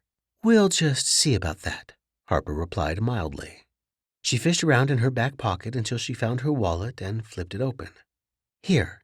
She pulled a small package from the inner lining and tossed it to him. Dmitry caught the condom single-handedly and only appeared to realize too late what exactly she had thrown to him. Interestingly enough, she found that the Russian didn't blush when embarrassed. He tended to go the opposite route, his complexion paling as he lifted the condom for a closer inspection. Could it be that all the blood in that well-equipped body of his was flooding to other, more pressing areas of his anatomy at the thought of sex? Whatever the case may be, Harper was satisfied that her little distraction tactics should throw him off his game by at least a half step. Dmitry's fair eyebrows rose as he studied the packaging. "Not big enough," he said finally. He slipped it down the front of his trouser pocket. "It's big enough for my purposes," she replied. "Boast all you want, Mr. Karev. I'm about to find out firsthand if you're lying." "So, I'm thinking I'll just mosey up to him," she purred, twitching her dark ponytail off to the side and working her shoulders in tandem with her hips as she moved closer to him. "Somewhere public, a mob-run restaurant maybe, where he would expect to be recognized, but not approached so boldly." She drew herself up abreast of him until their chests were almost brushing. She glanced down between them, but couldn't detect whether or not Dmitry's chest rose or fell. Was he holding his breath as she closed in? "If I come onto him strong, it'll take him by surprise, but he'll also be less likely to be on his guard if it all happens out in the open." "When you refer it to all happening," Dmitry murmured as she placed her hands on his shoulders, "just what are you thinking you'll be able to accomplish? What do you think a man in Boris's sensitive position will let you get away with?" Harper smoothed her hands back behind his neck and let them dangle as she pretended to contemplate his question. "Oh, just about anything I want to, I imagine," she answered eventually, hooding her eyes and veiling her gaze with the lashes she knew drew him wild. "But you're right about him having an, sensitive position, although I doubt we're talking about the same thing." Harper shifted her body closer to Dmitry's. She could feel the warmth radiating off him. Now she could tell he was breathing despite what appeared to be his best efforts to keep his exhalations regular and even.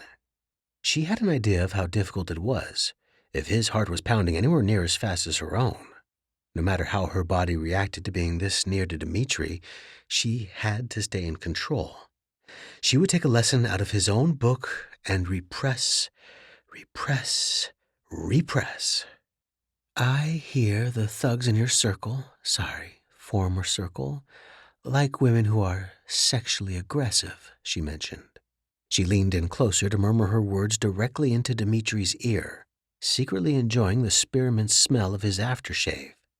"It lets them know in advance that a little extra force exerted, a little dirty domination play in the bedroom, wouldn't be totally unwelcome. Barista, bookseller, mafioso. I don't care what a man's day job is, it all boils down to signals, and any man from any walk of life is bound to read the signals I give off loud and clear." "Sounds like you have your wires crossed, little hacker." The rough texture of Dmitry's cheek grazed her own as he turned into her. "This is a dangerous line you're willing to tread with a man who could become volatile at any moment." "Yeah?" She ran her lips along his jawline. "You sound as if you know from personal experience. Are you volatile, Dmitry Karev?" "I'm the most level-headed of my brothers," Dmitry murmured. "But even I was young once, and stupid." You still are stupid. Harper massaged the word with her tongue like it was the highest compliment she could pay him. Watch, and I'll show you. They came together in such an intoxicating rush, in such a startlingly immediate union, that when she thought about it afterward, Harper couldn't be sure who initiated the kiss. She liked to think she was solely responsible for bringing Dmitry's walls crumbling down around him, but her better sense told her that it wouldn't have been nearly as good as it was if it wasn't 100% mutual. Her roving lips skated across his own, and suddenly they were cemented there firmly. She relished the sensation, wet and warm and wonderful. She could find a man to kiss her whenever she wanted, but just because that was the reality of her options didn't mean that Harper chose to kiss often. She loved it, admittedly, and she knew she was good at it. Like any amorous girl, it was something she had practiced into a pillow all throughout high school until she could lay her lips on the real thing. There had been no turning back for her after that. God had gifted her these lips for a purpose, and she was in the business of regifting. But it wasn't always enjoyable for her. There had to be a spark, and her connection with Dmitry was hot enough to start an electrical fire. She felt it in her belly, her core, an overwhelming heat that seemed to grow and expand with every second her mouth alighted on his. It had been there all along, the attraction. It's what elevated the moment into something more than mere flirtation. If she felt it, what were the odds Dmitry felt it as well? The kiss deepened unexpectedly. The pressure of his lips intensified. This time, Harper definitely knew that Dmitry was responsible, and his hands came up from where he had kept them casually at his side. One hand ran down the small of her back, pulling her in against him. His other hand glided up her hip, mapping the curves she had already seen him memorizing on more than one occasion. He pressed his body against hers, aligning them together as one, his head bent to easily accept her eager mouth. She had to go slow. It would be no use getting swept up by Dmitry Karev. She suspected he was working more than just his body against her. Surely her kiss wasn't so good he had forgotten he had his own point to prove. Right? She had taken him by surprise so far, but the infuriatingly sexy bookseller appeared to have more than a few tricks up his cashmere sweater sleeves. Assuming she hadn't knocked every thought of their conversation out of his head, she needed to resume control of the kiss. Harper drew one hand back to cup the back of his neck, before allowing her fingers to slide up into his hair. She stroked and teased the base of his skull, enjoying the silken sensation and exploring the messy knot that so intrigued her. When was the last time she had been with a man with long hair? Had she ever? She wanted, no, she yearned to see it down in tumbling blonde disarray around his face. She wanted to see him naked and flushed with fever. She wanted... Apparently, Dmitry wanted things too. The hand on her waist flexed as he tightened his grip on her. And all at once, Harper found herself turned around on her feet and thrust back against the trunk of the tree. Her back hit the hard surface, but she didn't register any pain. If anything, the thrill that raced up her spine at the display of force was better than anything he had done to her so far. It took her back almost instantly to that first moment in the bookstore, back to the moment where Dmitry had lost his temper and let her know that there were limits to the control he was willing to give her. She let him pin her now, let him think he had assumed full control of the kiss. Then she parted her lips against his and allowed her tongue to slip free, to delve along the hard seam of his mouth like a letter opener seeking an opening in an invitation. With a deep groan, he let her slide past his remaining defenses, and Harper lost herself in the sensation of him. Dmitry's tongue thrust to parry hers, but it wasn't a true deflection. After meeting in a brief tangle of hot breath and teeth, he won the battle and claimed her for his own. But Harper had other, freer appendages at her disposal, and Dmitry had other areas that would benefit from her enthusiastic attention. Sorry, readers. Here's where we fade to black due to YouTube explicit content guidelines. If you dream for the steam, you'll need to take a look in the book. He stepped back to allow them both some breathing room beneath the tree. His comment confused Harper. It seemed self-reflected, but what else was there to reflect on? If anything, Dmitry had overestimated his ability to hold out against her, right? Or had he possibly underestimated something else, something like his feelings for her? Harper shook her head to clear it. If there was one thing she wasn't going to let this encounter inspire, it was thoughts like that. "Do you need a moment to readjust yourself?" she offered benevolently. She kept the deprecating smile on her face as Dmitry glanced down at his downstairs situation. By the looks of things from where she was standing, his situation wasn't likely to recede any time soon. "I'm gonna need more than a moment," Dmitry sighed. Later. Harper's face warmed at a dozen implications she could draw from his words. Did he mean he would need to get the memory of this moment between them out of his system later, in private? Or did he mean that he wanted to revisit the possibility of continuing it with her?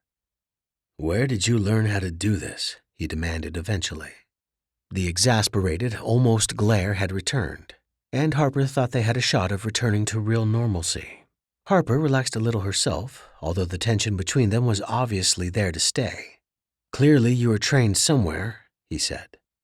She had a feeling he was joking, but he had no idea how close to right he was. "Burlesque clubs." She shrugged as if it was nothing, all the while secretly enjoying the new way Dmitry blinked and looked at her at this revelation.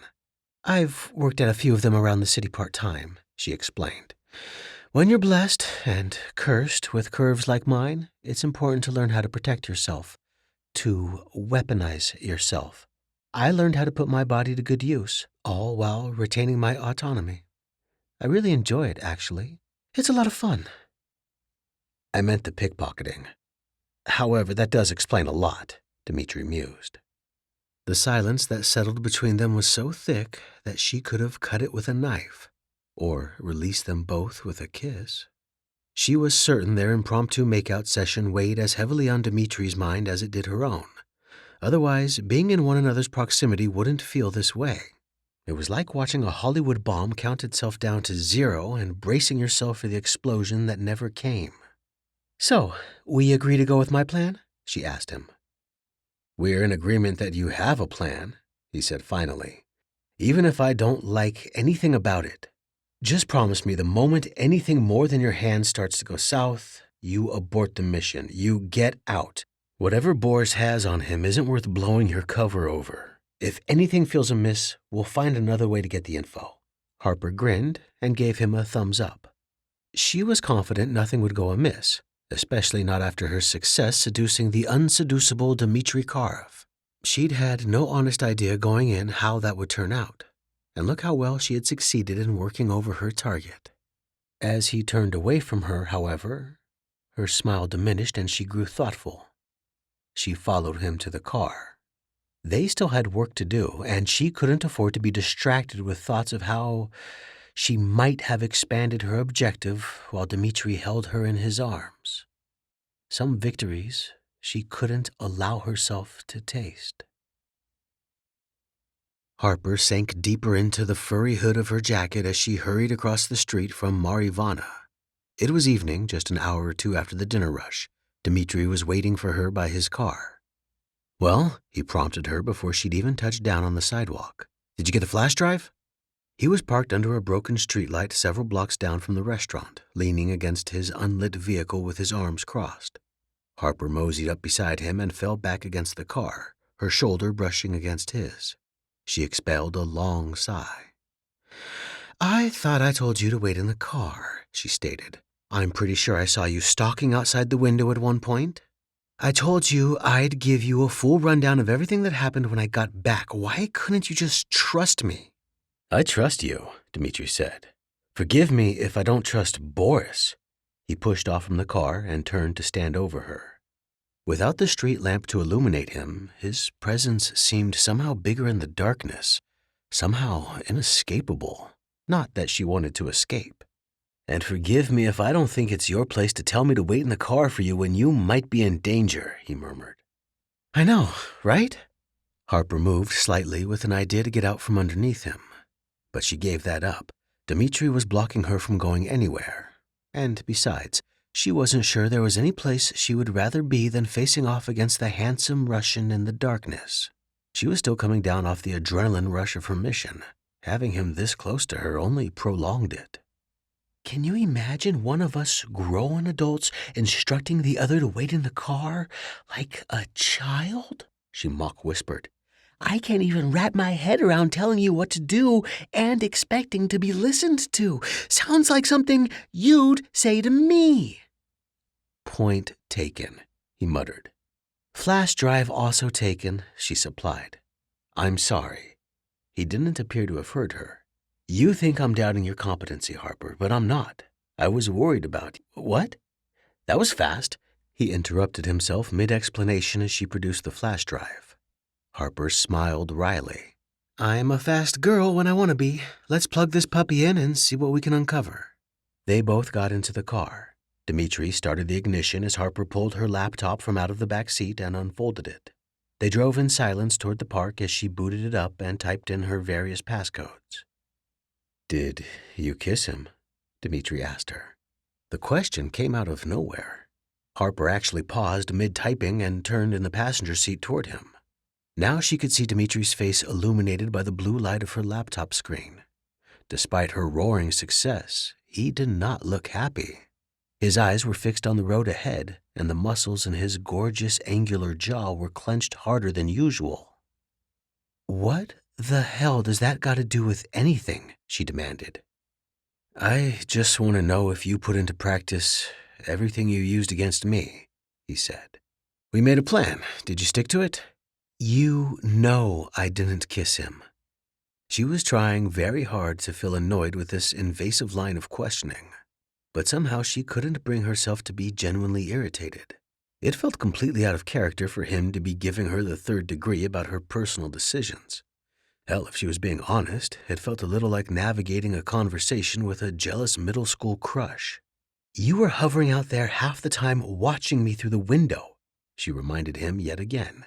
What do you think you saw? I didn't see your conversation with him. I stayed out of sight. At least now Dmitry was starting to sound like his usual cranky self. Scratch that. He might be cranky, but this isn't his usual anal retentive self at all. What's the deal? I told you I wanted to be close in case something went wrong, he continued. You're jealous, she stated. Just admit it already. I'm not jealous. It's fine. Dmitry, it's okay to be jealous, Harper said quickly. For the record, if our situations had been reversed, if you were the one tasked with going in and feeling up some hot mafia chick, I would probably, well, it's not like I think you haven't in the past. This was a hell of a lot harder to get out of than she had anticipated. Was it worth making Dmitry feel better if it meant exposing her own feelings on the subject?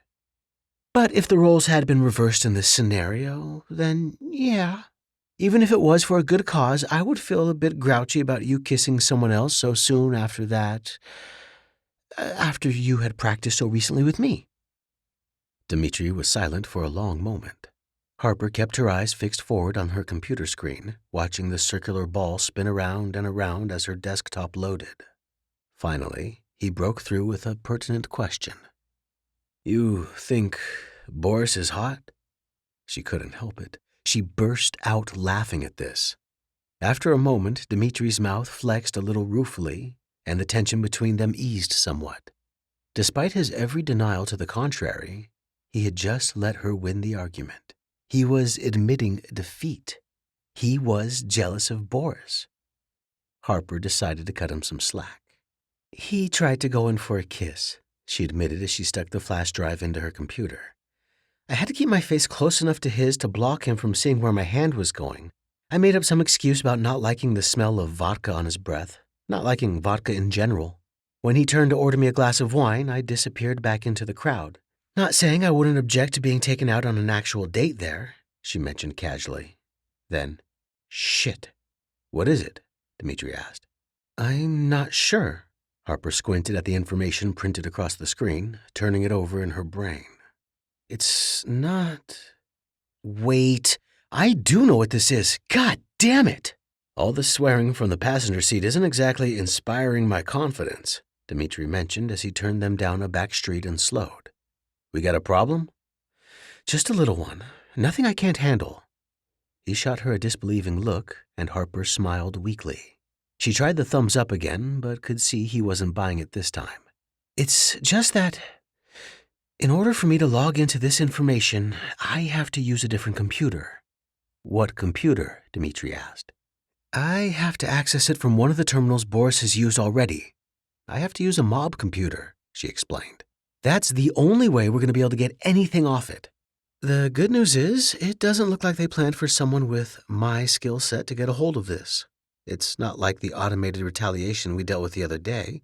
It's not a purposeful or even a sophisticated security system on their part. But it's definitely a roadblock I wasn't expecting. She shook her head in defeat. If I try to force my way in with a decryptor or even a virus, I risk damaging the files irreparably.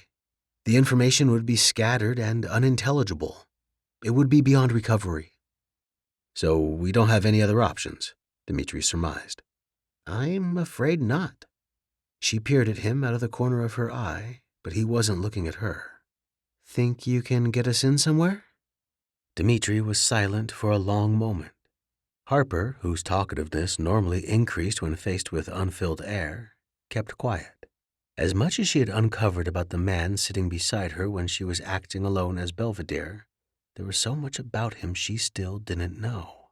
What would it mean to a man like Dmitry, a man who had left the darkness of his old life behind him to start anew, to return to that world, even if it was just for appearance's sake? And even if Harper thought she needed him, she couldn't ask him to make that sacrifice. She just couldn't. Yeah, he said. Yeah, I can get us in somewhere. It doesn't have to be us, she whispered. Not if you don't want it to be. I can go in alone for you, for Sergei. Let me protect you, Dmitry, the same way I know you want to protect me. Out of the question, he said, and not open for discussion. This time when we go in together. Harper sank back into the chair and sighed. That was easier than I'd thought it'd be, Dmitry muttered. Something about this latest leg of the operation made Harper more wary of just how many things could go wrong. She allowed Dmitry to escort her through the doors of the club to the coat check, her heartbeat hammering away beneath the pressure of his grip. It wouldn't surprise her if he could tell how wired she was by taking her pulse alone, but if he thought anything of it, he said nothing. He took his hand away, and she shrugged out of her coat, moving her shoulders sensuously as she got into character. This wasn't like her, and she knew it. She was a fly-by-the-seat-of-her-pants, no-holds-barred kind of gal, a woman energized by danger as much as she was male attention. So why was it so hard to remember that now? Thoughts of Dmitry filled her brain until she could scarcely concentrate on the task at hand. Would the return of the prodigal son to mob territory increase their chances of being picked up on? How much danger was he in now that Sergei was dead and his other brothers had followed him out of the mob? There might be plenty of people who suspected he had gone soft and felt they had a score to settle. Dmitry's hand touched the small of her back. A flood of warmth seeped into her, and Harper stopped nervously messing with her wig. He guided both of them around the low-lit perimeter of the pulsing club, murmuring small talk into her ear. He was speaking to her in Russian, caressing her ear and sending shivers of unexpected pleasure coursing through her. Maybe he was only speaking to her to give the impression to anyone watching that they were preoccupied with each other and beyond approach. Still, Harper couldn't help wondering what it was he whispered to her. It could be anything. Nonsense, the weather report, a confession. You are really not making it any easier for me to focus, Harper muttered. The press of Dmitry's hand signaled her to the presence of a hallway he intended for them to go down. She breezed through the door marked employees only, with her former mafioso covering for her. They walked purposefully down the unlit hallway. Harper could see the familiar blue glow of computer screens coming from the room on the end, and she knew where to take them from here. Why? Do you find my speaking to you in Russian distracting? Dmitry whispered. They were out of eyeshot, but he still kept himself close to her. I don't like things I don't readily understand, Harper said in her own hushed whisper. The two of them slipped inside the room, leaving the door slightly cracked, the way they had found it, behind them. I'm a computer whiz, a geek girl at heart. I like things I can make easy sense of. So do I, usually. She decided not to try and unpack that sentence. Not now, anyway. She had a feeling it had to do with her, but she could explore that feeling later. In the presence of machines, it was now that she found her focus. Harper grinned and caught her tongue between her teeth as she dropped down into the seat Dmitry pulled out for her. The playful expression helped her think more than anything else. She slipped the flash drive out of her cleavage and slotted it into the computer. This shouldn't take long, she murmured. Maybe 5-10 minutes at most, depending on how much data there is for me to download. She produced a second flash drive to set up the transfer. Her fingers flew across the keys. As nerve-wracking as it had been getting in here, the plan was incredibly simple. All they had to do was access Boris's flash drive from one of the mob terminals it was encrypted to, transfer the data onto her portable personal drive, and then leave the first flash drive here to be rediscovered at a later date. Boris or one of his affiliates would find it and assume he had forgotten it. Sometimes the simplest hacks were mental in nature. All right, we're in, she whispered. I'm beginning the transfer. Dmitry's hand tightened on her shoulder, but Harper ignored it. She was in the zone now, flying as fast as binary code scrolling across the screen. What else are you hiding, Boris? She was just about to navigate her way into his personal files for funsies when the hand on her shoulder clenched suddenly. She found herself yanked away from the console and out of the chair. She barely managed to suppress a surprised cry at being handled so roughly. Dmitry, what are you? She was interrupted by a collision. A kiss, so devastating that it put everything else about their mission from her mind, as if she had been wiped clean by a program. But it didn't take long at all for her thoughts to be rewritten by the powerful hands that gripped her. Dmitry kissed her, forcing her around the desk and propelling them both backward until her shoulders hit the wall.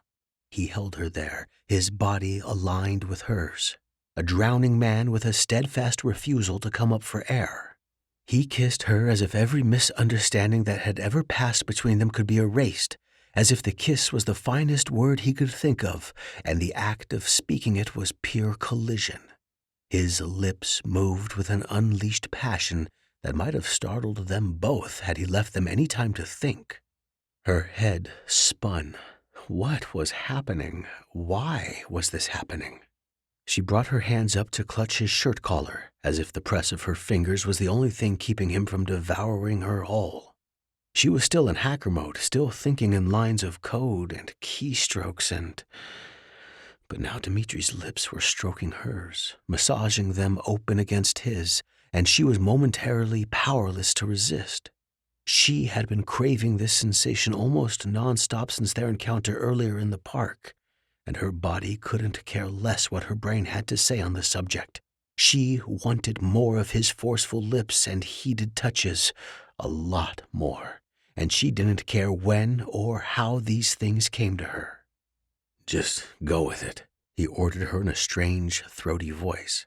She couldn't deny that the way he spoke to her set off a firecracker of lust inside of her, but it was the groan he followed up with that alerted her something was off. It was a little too loud, a little too into proceedings that were only just getting started. She had a sudden, sinking feeling she knew why. They weren't alone. Dmitry had sensed it before she had and had taken steps to cover them accordingly. This was all an act, and whoever had discovered them was watching. She saw the shadow of another figure filling the doorway and knew she needed to give as good as she got. There was no time for questions, no time for choreography or rehearsal. This was very likely life or death. Dmitry broke off to yank her shirt up over her head. She let him. They had to sell this for all they were worth, even if it meant completely crossing a line and taking their physical knowledge of one another to a whole new level. They had to make prying eyes uncomfortable. Harper cracked an eye open as Dmitry's hand moved its way up beneath her bra. Her eyelashes actually were fake tonight, and they came in handy by disguising the focus of her attention. She wanted to see if the man on security detail was moving toward them. He stood frozen in the door, wide-eyed but nodding his head slightly as if in subconscious agreement with what he was seeing. She thought she heard him mutter something in Russian and realized there was another guard flanking him. Both men shared a chuckle and remained a second longer to watch, before the one on the right clapped his buddy on the shoulder and motioned him on. The two disappeared back down the hallway. It was very likely they didn't know the importance of the information stored in this room, and even if they did, it was possible they knew it could only be accessed via the flash drive their boss, Boris, kept on him. Two half-naked clubgoers locked in an embrace wouldn't know the first thing about the real nature of the back room they had stumbled upon. This probably wasn't the first nor the last time the club security was going to find someone back here. "Dmitry," she gasped. She wanted to tell him that the danger had passed, but the Russian didn't show any signs of stopping. He pulled away only long enough to let her utter his name. His lips trailed down the line of her jaw, and Harper's heart jolted in her chest when she realized what was happening, what was about to happen. This car had no brakes. He was going to take her, and she was going to let him. Sorry, readers. Here's where we fade to black due to YouTube explicit content guidelines. If you dream for the steam, you'll need to take a look in the book. The data. It sounded as if Dmitry barely had the wind left in his lungs to form those two words. Still, they got Harper's attention. Her gaze immediately snapped up from trying to rearrange her skirt. The data. She had almost completely forgotten their mission. Her alter ego, Belvedere, would so not approve of this rookie slip. She crossed to the console quickly to take stock of what was happening on the screen. Her eyes flickered once nervously to the door. Too late to worry about anyone knowing they were here, but their reckless action had managed to drive suspicion away, for now. "It downloaded," she whispered. She yanked both the flash drives free and closed down the windows. Dmitry stood close behind her, a bigger presence than she remembered. When she straightened, her back hit up against his chest. "That's one way to put it," he murmured. Harper was glad for the relative darkness of the room. She could feel her face heat with, not quite embarrassment. Dmitry made her want to writhe and squirm, and maybe take her frustrations out on him with a quick second round. But there was no more time to be lost here. They would either have to circumvent security by going out a back door, or talk their way sheepishly past it. Harper tucked her flash drive between her breasts for safekeeping, messed up her hair a little more in the back, and locked eyes with Dmitry. Looks like now they had more than just a murder case to work through. 5. Dmitry. "If we're going to do this, we're going to need to put some rules in place," Dmitry said firmly. They had returned successfully from their mission at the club and now sat opposite from one another in the back office of his bookstore. After what had so recently transpired between them, he found it vaguely ridiculous that they should place the desk between them like a border wall. Then again, it had been his decision not to join Harper on her own side. He was the one who had drawn the temporary line between them, and he had no one to blame but himself if he felt awkward about the arrangement. Harper reclined in her fold-out chair across from him, shapely legs crossed and propped in front of her on top of the desk. Her arms hung folded beneath her pronounced breasts. Dmitry thought her body language betrayed her own discomfort, even if she was giving a valiant effort to appear otherwise. Her hair hung in limp violet ringlets around her face. She had left the raven wig on the dashboard of his car. Her makeup was smudged, with special amorous attention paid to her lipstick, which tracked a rouge smear along the left side of her cheek. The fact that she so perfectly embodied the portrait of a woman so recently fucked shouldn't have been such a turn-on for him. He should feel sated, satisfied at least for the moment. He shouldn't be so readily imagining what it would be like to come around the desk and bend her over it, to smooth his hand along the inviting and yet unexplored indent of her back, and take her begging from the... "Do what?" she queried. "You mean sleep together?" "Don't pretend like you don't know that's exactly what I mean," he responded. Maybe he confirmed the subject of their current conversation a little too quickly. Maybe he had just given away the true depraved contents of his thoughts to the woman who would probably be all too willing to make them a reality. She will embody any distraction to avoid making a plan and establishing a code of conduct of any kind. Disturbingly, he was beginning to find Harper's impulsiveness magnetizing to the point that it was borderline irresistible. Time to correct their course, and fast. Rule number 1.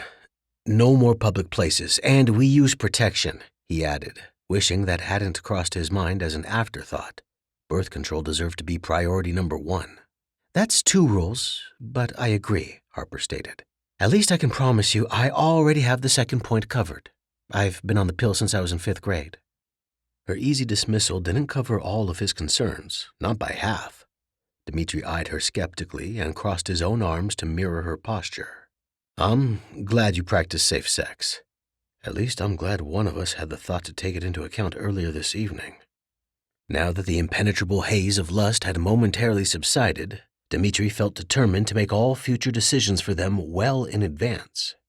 I want us to be exclusive, he said. If you're inviting any other men home, I want it to stop. You can expect the same from me. I can expect that you won't invite any strange men home, Harper quipped.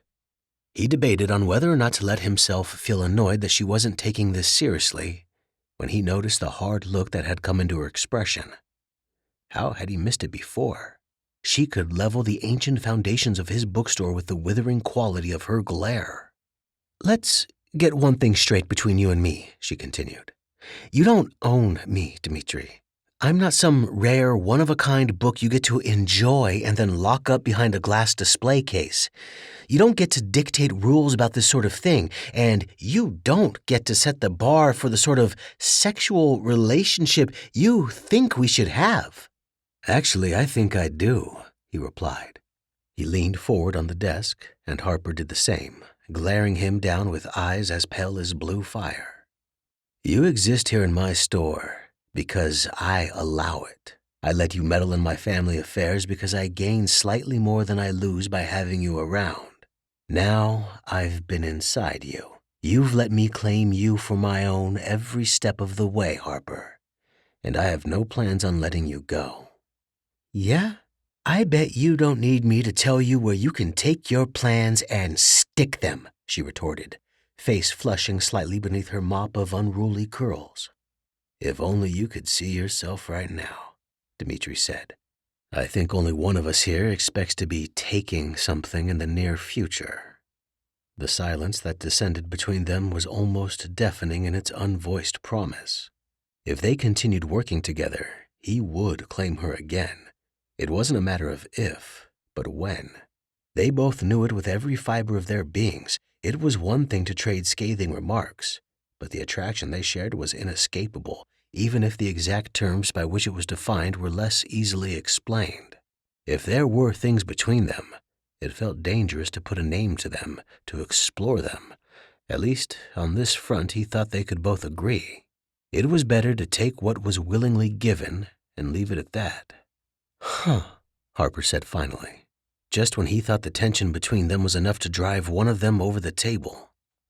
I think I might actually like this side of you. I know that a modern, empowered woman like me shouldn't get so easily turned on by your sexually raw Neanderthal promises, but I guess I just can't help myself at the end of the day. I have a feeling neither of us can. Dmitry didn't admit his own newly realized weakness for her out loud. He decided not to press Harper any further for a clear agreement to his terms either. A part of him, the civilized, college-educated part, knew that he was being irrational. But the sex had been extraordinary, explosive. It went beyond anything he had ever experienced in the bedroom with Lily, if he was being honest, and his dead wife had been his first love before addiction had taken her away from him.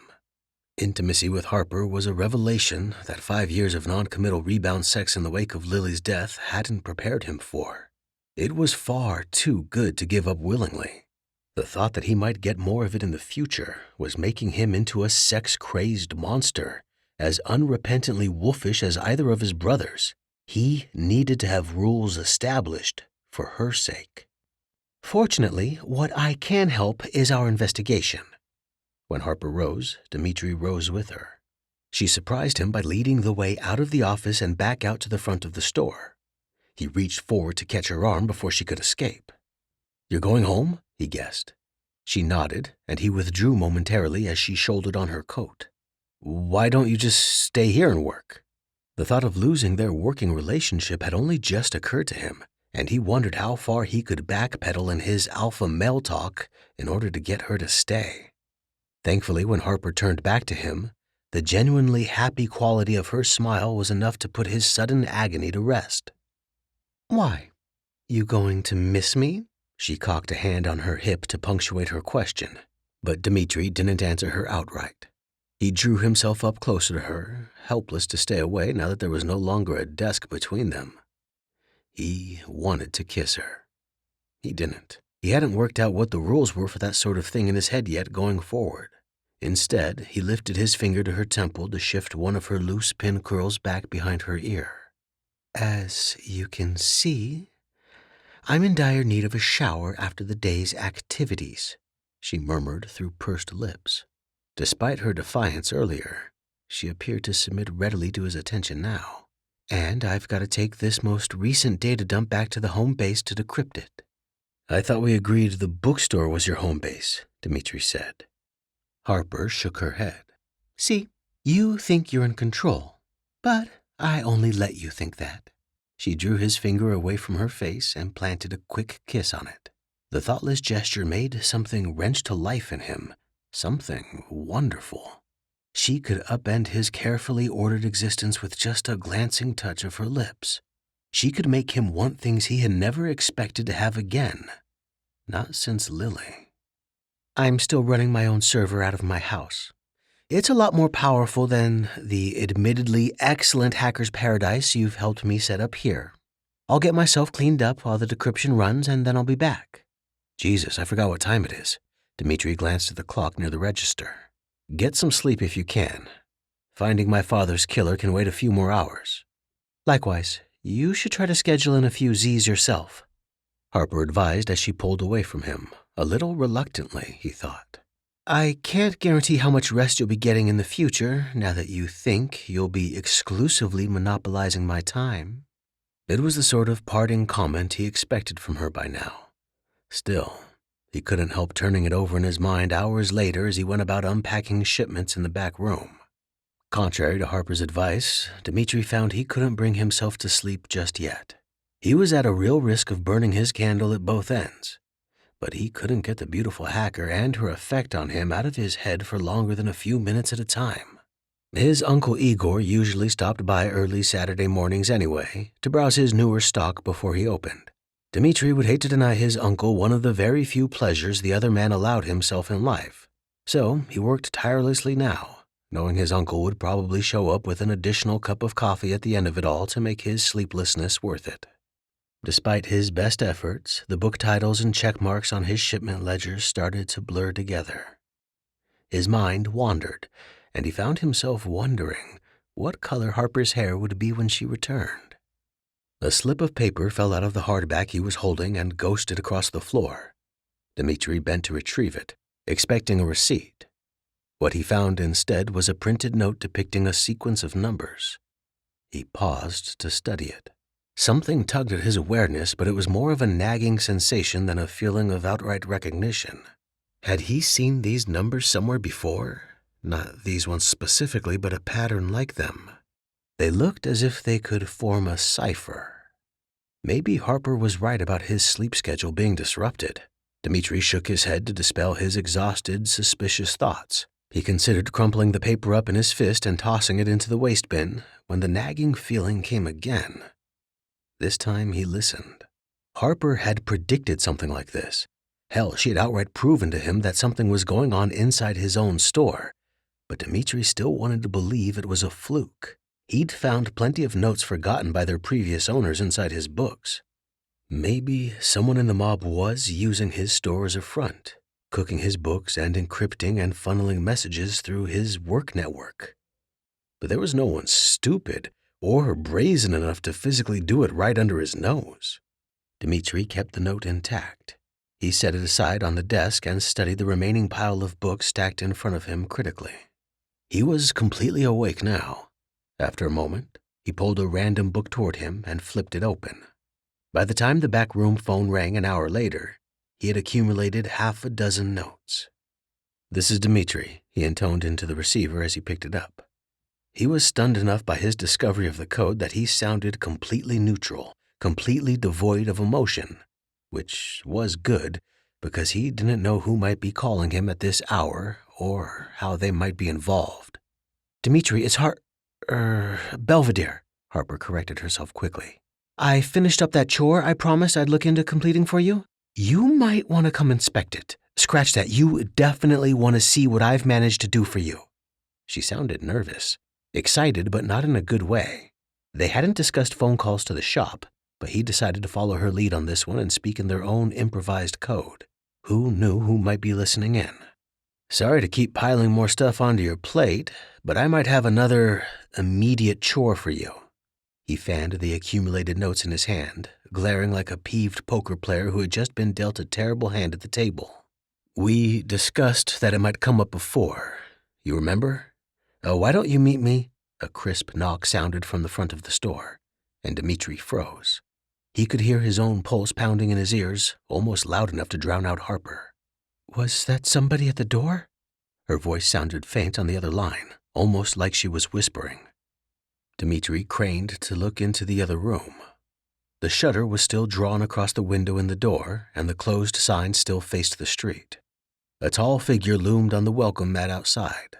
"Dmitry, whatever you do, do not answer it," Harper breathed. "Especially if it's someone in your family." "It's Uncle Igor." Right on schedule. Dmitry watched the shadow of his uncle turn a small circle on the sidewalk before shaking out his sleeve to check the time on his watch. He held a carrier with 2 coffee cups in his other hand.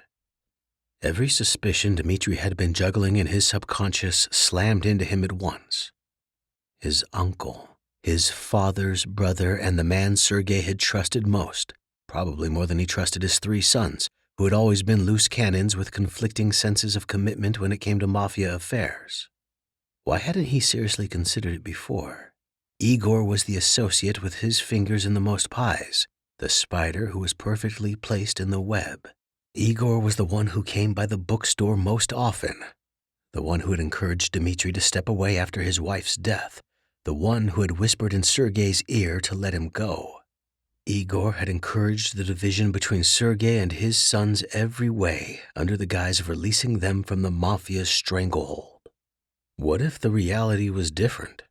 What if it had been Igor's design all along to not only encourage the Karevs to strike out on their own, but to step away from protecting their father in his time of need? "Unfortunately, I think you're right," Dmitry replied, measuredly, still tracking the shadow in the doorway.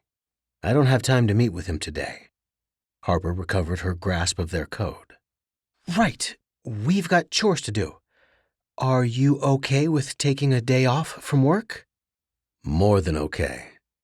Leaving the shop closed would prevent his uncle, or anyone else who might be involved, from realizing that he had discovered their code. Dmitry pinned the phone to his shoulder with his ear and whipped his coat on. "I'm heading out. Don't want to hurt Uncle Igor's feelings, but I think it's better if I just pretend like I'm not here. I'll catch up with him later." "Perfect," Harper said. "I'll meet you at—" "I've changed my mind about meeting," he interjected. "There's something else I need to look into first, alone. I'll call you once I clear up a few details." "That has to be the single dumbest idea I think I've ever heard come out of your pretty little mouth," Harper stated, completely breaking character. Dmitry winced. "Give me a few hours to clear some things up and we'll meet for coffee. We'll go for a walk." "Dmitry, wait!" He hung up the phone. He knew deep down that Harper was absolutely right about his change of plan. It was ill-advised for him to break from their mission and go alone. But for the moment, he didn't want to pull her any further into his family's mess. It was his world, whether he liked it or not. Just because he had disowned it a long time ago didn't mean the mob didn't still own a part of him. It wasn't a good excuse, not one he thought would stand anyway when he had to explain himself to Harper later. But the reality was he could feel it inside him. The Karev temper, rising like a woken leviathan inside him. He resented its appearance, but he knew he would need it for the trials to come. He just didn't want Harper to see what he was capable of. 6. Harper. Dmitry didn't know it, but yesterday wasn't the first time Harper had picked his pocket. She pulled her coat closed against the brisk autumn wind and hurried down the street, glancing down at her phone screen every other block to ensure the green blip was still within her range. So she had stolen his cell phone and installed a tracking device on it when he wasn't looking. Big whoop. Now, knowing he was going off the rails on his crazy train without her, she felt completely justified in doing so. It had been a basic, if only slightly suspicious, security measure, and one she was grateful for having taken now.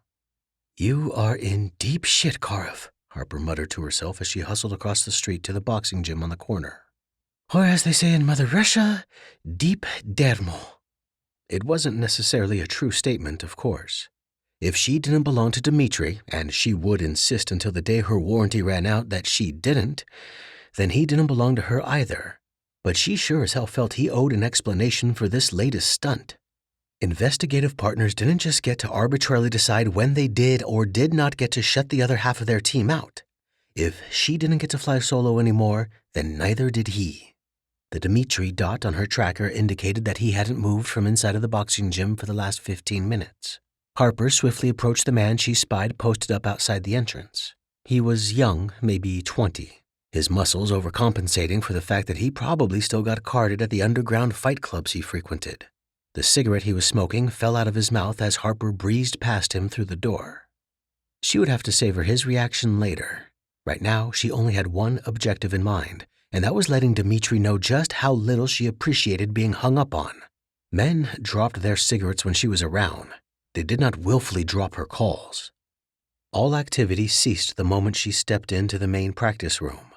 The mafiosos matched up outside the ring paused mid-flow. Those engaged in one-sided matches against punching bags had to dodge out of the way to avoid getting pulverized by downswings. Her eyes traveled the length of the room until she spotted Dmitry. He stood outside the ring toward the back of the area, conversing with a shorter, more compact man who looked to be about Dmitry's own age. Both men held themselves ramrod straight, arms crossed. While neither moved, Harper could tell even from a distance that they were engaged in a match with even higher stakes than anyone else currently sparring in the gym. Clearly, whatever lead Dmitry had accidentally stumbled upon in her absence had led him right into this den of testosterone. Well, she had never shied from inserting herself in Karev business before. Harper crossed the room in a storm of heels. Dmitry's eyes snapped up in recognition of the sound. "Why am I not surprised to see you here?" he asked as soon as she had joined them. His blue eyes flashed in an accusation she knew he couldn't voice aloud in their present company. Harper smiled innocently, directing the brunt of her charms toward Dmitry's friend. "Hey, handsome," she offered the other man in greeting. She kept her voice both friendly and flirtatious. She could see almost instantly that this had been a mistake. She had plied her wiles too well, and now the man standing across from Dmitry had all of his attention fixed on her. She could see it clearly broadcasted in his eyes that her appearance was a sexual revelation for him. The quality of his look went a little beyond mere appreciation. And no, she wasn't just satisfying her ego, although it was pretty fun to show Dmitry just how much other men desired her. Harper knew how to work what she had. The only problem was, sometimes she worked it a little too well. "Harper, this is Lucas Sofin." The coldness in Dmitry's introduction told her nothing she had done so far had escaped his notice. "We were just arguing." Harper schooled her expression to one of polite interest. Of course, having dug through every mafia file she could get her hands on, she recognized the name and knew instantly who Lucas Sofin was. The Sofins had run security for Dmitry's father over 3 generations. They were loyal, and she had found nothing more than the usual dirt on them. She hadn't counted them high on her list of suspects. Just what had Dmitry found out in her absence? Maybe, just maybe, she felt a little bit unsettled by the idea that Dmitry might not need her talents as much as she liked to think. She didn't like her place on the team being threatened. "Harper." Lucas appeared to taste the word and like the flavor. He caught her hand and brought it to his lips. Harper lowered her eyelashes and let a giggle bubble up past her lips, just to put Dmitry over the edge. Lucas kissed her hand, and the temperature between the three of them felt as if it dropped 10 degrees. "What were the two of you arguing about?" she asked, batting her eyes doltishly. A part of her enjoyed pretending fewer brains than she actually boasted. Her looks had caused men to underestimate her all her life. She was just bringing the trend full circle now by using it to her advantage. What information could she draw out of Lucas, all while completely ignoring Dmitry? "She with you." Lucas' eyes cut to Dmitry, although he couldn't seem to keep them off her for long. "Yes," Dmitry stated flatly. "She doesn't seem like she's with you." "Lucas was just about to tell me the last few times he saw my uncle," Dmitry said. Harper was surprised by a flash of reluctance she saw flit across Lucas's face, followed by something else, something that almost looked like fear. Not that she could blame him. The Ivankov Karevs were a mafia dynasty not to be fucked with, which was why Sergei's murder several months ago still had terrible reverberations in the underworld today. Before Lucas could find the words he was looking for, something by the front door provided a much-needed distraction. "Excuse me, I'll be right back. Don't go anywhere," he stated as he detached himself from Harper. "My Uncle Igor owns this club," Dmitry explained as Lucas walked off to bark at the boxer she had passed on his smoke break. "Although our mutual friend, Lucas Sofin, is here most often." As soon as Lucas was out of earshot, Harper dropped the act. "Your Uncle Igor is exactly what I want to talk to you about." She kept her voice hushed, but her attitude had returned with a vengeance. "I ran all the data we uncovered. I can't prove anything beyond a shadow of a doubt, but your uncle is almost definitely the one running the diamond smuggling ring out of your family's business. It makes all the sense in the world, Dmitry. Igor was the one perfectly positioned to take your father out. He had the most to gain by killing his own brother, especially if Sergei uncovered that Igor had been using mafia properties to enable his trafficking all these years. Don't you see that?" "I see it," Dmitry said. Harper, taking in his expression, closed her mouth with a little click. She had expected a fight, but what she got instead was resignation and maybe even a little bit of nausea. For a moment, she had forgotten Dmitry had two brothers of his own, and that the three of them together, despite their indifferences, had been bound together by their bloodline since birth. To willingly spill that same blood must have been almost beyond comprehension to Dmitry. Almost. "I'm sorry," Harper whispered. "For your sake, I hope I'm not right. I know you and your uncle are close." "I hope that neither of us is right," he reiterated. He kept his gaze trained above her head and focused on Lucas. "Now you know why I didn't want to bring you here. It's too dangerous. I can't risk word getting back to my uncle that I was with anyone here looking for him. He's a dangerous man, Harper. My father always said Uncle Igor was more dangerous than him. I wish my brothers and I had listened. I have no idea what he's capable of, but maybe Lucas does." "He's spooked, Dmitry," Harper whispered. "What makes you think he'll tell you anything?" "He'll talk. I just need leverage. I need to think. In the meantime, any idea what this means?" Dmitry asked her out of the corner of his mouth. Harper felt a folded sheet of paper passed into her hand. She brought it up to look and frowned. "What is it?" Harper studied the code. It was in Dmitry's handwriting. Shouldn't he know what it meant? "I transcribed all the numbers I found in my books," Dmitry said. "This was just in the most recent shipment. I'm sure there are more, maybe hundreds more that I've missed. I think their message is being passed. You were right, Harper. Someone, likely my uncle, is using the bookstore to help in his smuggling." "Give me a second." Harper whipped her phone out. "Whoops," she added, when it became apparent she hadn't closed out of her Dmitry tracker. "Sorry, I was just on Yelp. This club is great. A solid 4 stars. "I know what you were doing." He sounded amused. "We can talk about my renewed trust issues with you later. Do you have something that can decrypt this?" "Already on it." Harper keyed in the numbers as Dmitry held the note open for her. He was increasingly shooting looks over her shoulder, and she was certain Lucas must be doing the same, indicating his intentions of returning. I programmed an app on my phone to decode ciphers with a special emphasis on what I found the diamond smugglers using in their private files, she explained quickly. Hurry, Dmitry said through his teeth. And, whoa, it looks like directions to a fight club. Harper zoomed in on the coordinates. Somewhere on 21st and 3rd? I know where that is. Dmitry didn't elaborate. Lucas was back, and the way his shoulder brushed against Harper's was anything but accidental. So, like I was saying, Karev, I can't help you, Lucas said, much as I want to. His eyes lingered on Harper as he said this. Do you mind giving us a moment? Dmitry asked Harper. She shook her head, although her brows pulled together in question. What did he have planned? And why was he adamant his proposal not involve her? Then again, she wondered just how much mob business they would be willing to speak aloud in front of the character she had established on a whim. That's what being impulsive gets you, she chastised herself as she moved off to the side. The two men turned their backs on her and continued their discussion in lowered voices. She realized to her dismay that they were now speaking in Russian. She may not have understood the words, but it sure sounded like they were starting to negotiate.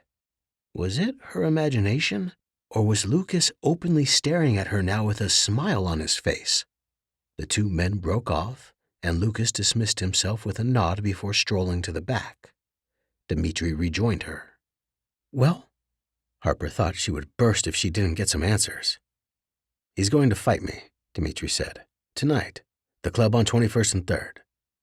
Oh. Harper tried not to look as stricken as she felt. Dmitry had managed to leverage their way into the location in less than 5 minutes after learning about it. That was a feat to be admired. Still, the thought of him putting himself on the receiving end of Lucas's fists. I'm going with you, she said.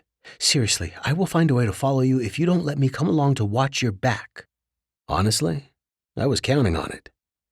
Was it her imagination acting up again, or was Dmitry wearing a slightly guilty look now? It certainly wasn't like him to give in to her demands so easily. Harper put her hands on her hips.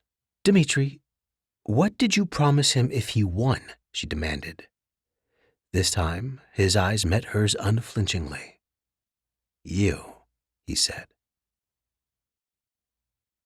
Another roar from the crowd. Harper winced and looked away as Dmitry spun through the air and hit the ground a third time. He braced himself on his arms and remained on his knees for a moment to catch his breath, then spat out a bright red stream of blood onto the dirt floor and rose. Things were not going well for them. Harper, who had only ever seen the movie Fight Club, had been vastly underprepared for the sort of brutality she was witnessing now.